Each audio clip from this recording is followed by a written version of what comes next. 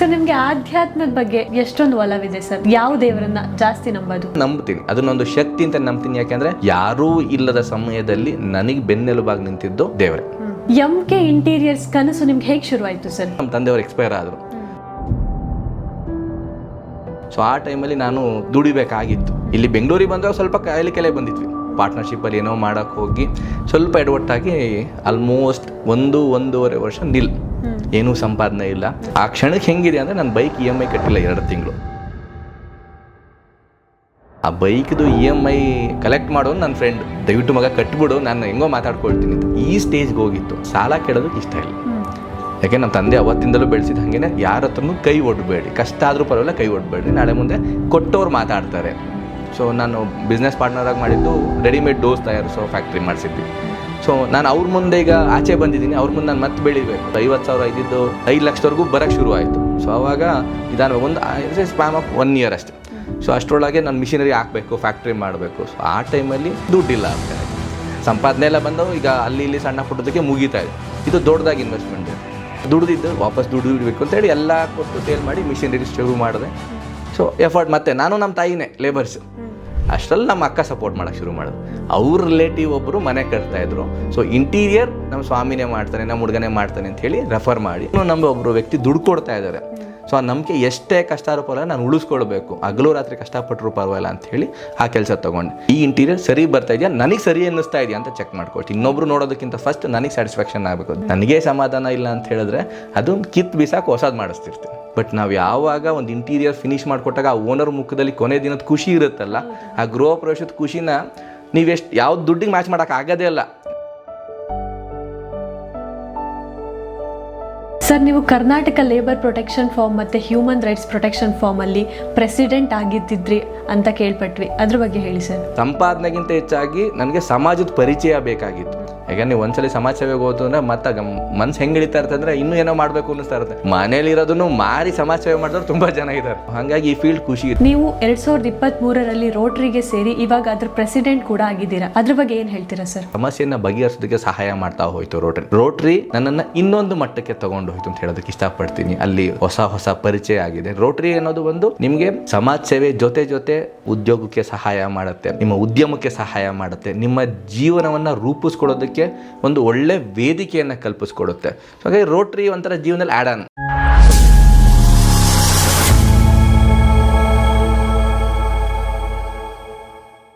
ಇಳೆಯಿಂದ ಮೊಳಕೆಯೊಡೆಯೊಂದು ತಮಟೆಗಳಿಲ್ಲ, ಫಲಮಾಗುವೊಂದು ತುತ್ತೂರಿ ಧನಿಯಿಲ್ಲ, ಬೆಳಕೀವ ಸೂರ್ಯ ಚಂದ್ರರದೊಂದು ಸದ್ದಿಲ್ಲ, ಹೋಲಿ ನಿನ್ನ ತುಟಿಗಳನ್ನು ಮಂಕುತಿಮ್ಮ, ಹೋಲಿ ನಿನ್ನ ತುಟಿಗಳನ್ನು ಮಂಕುತಿಮ್ಮ.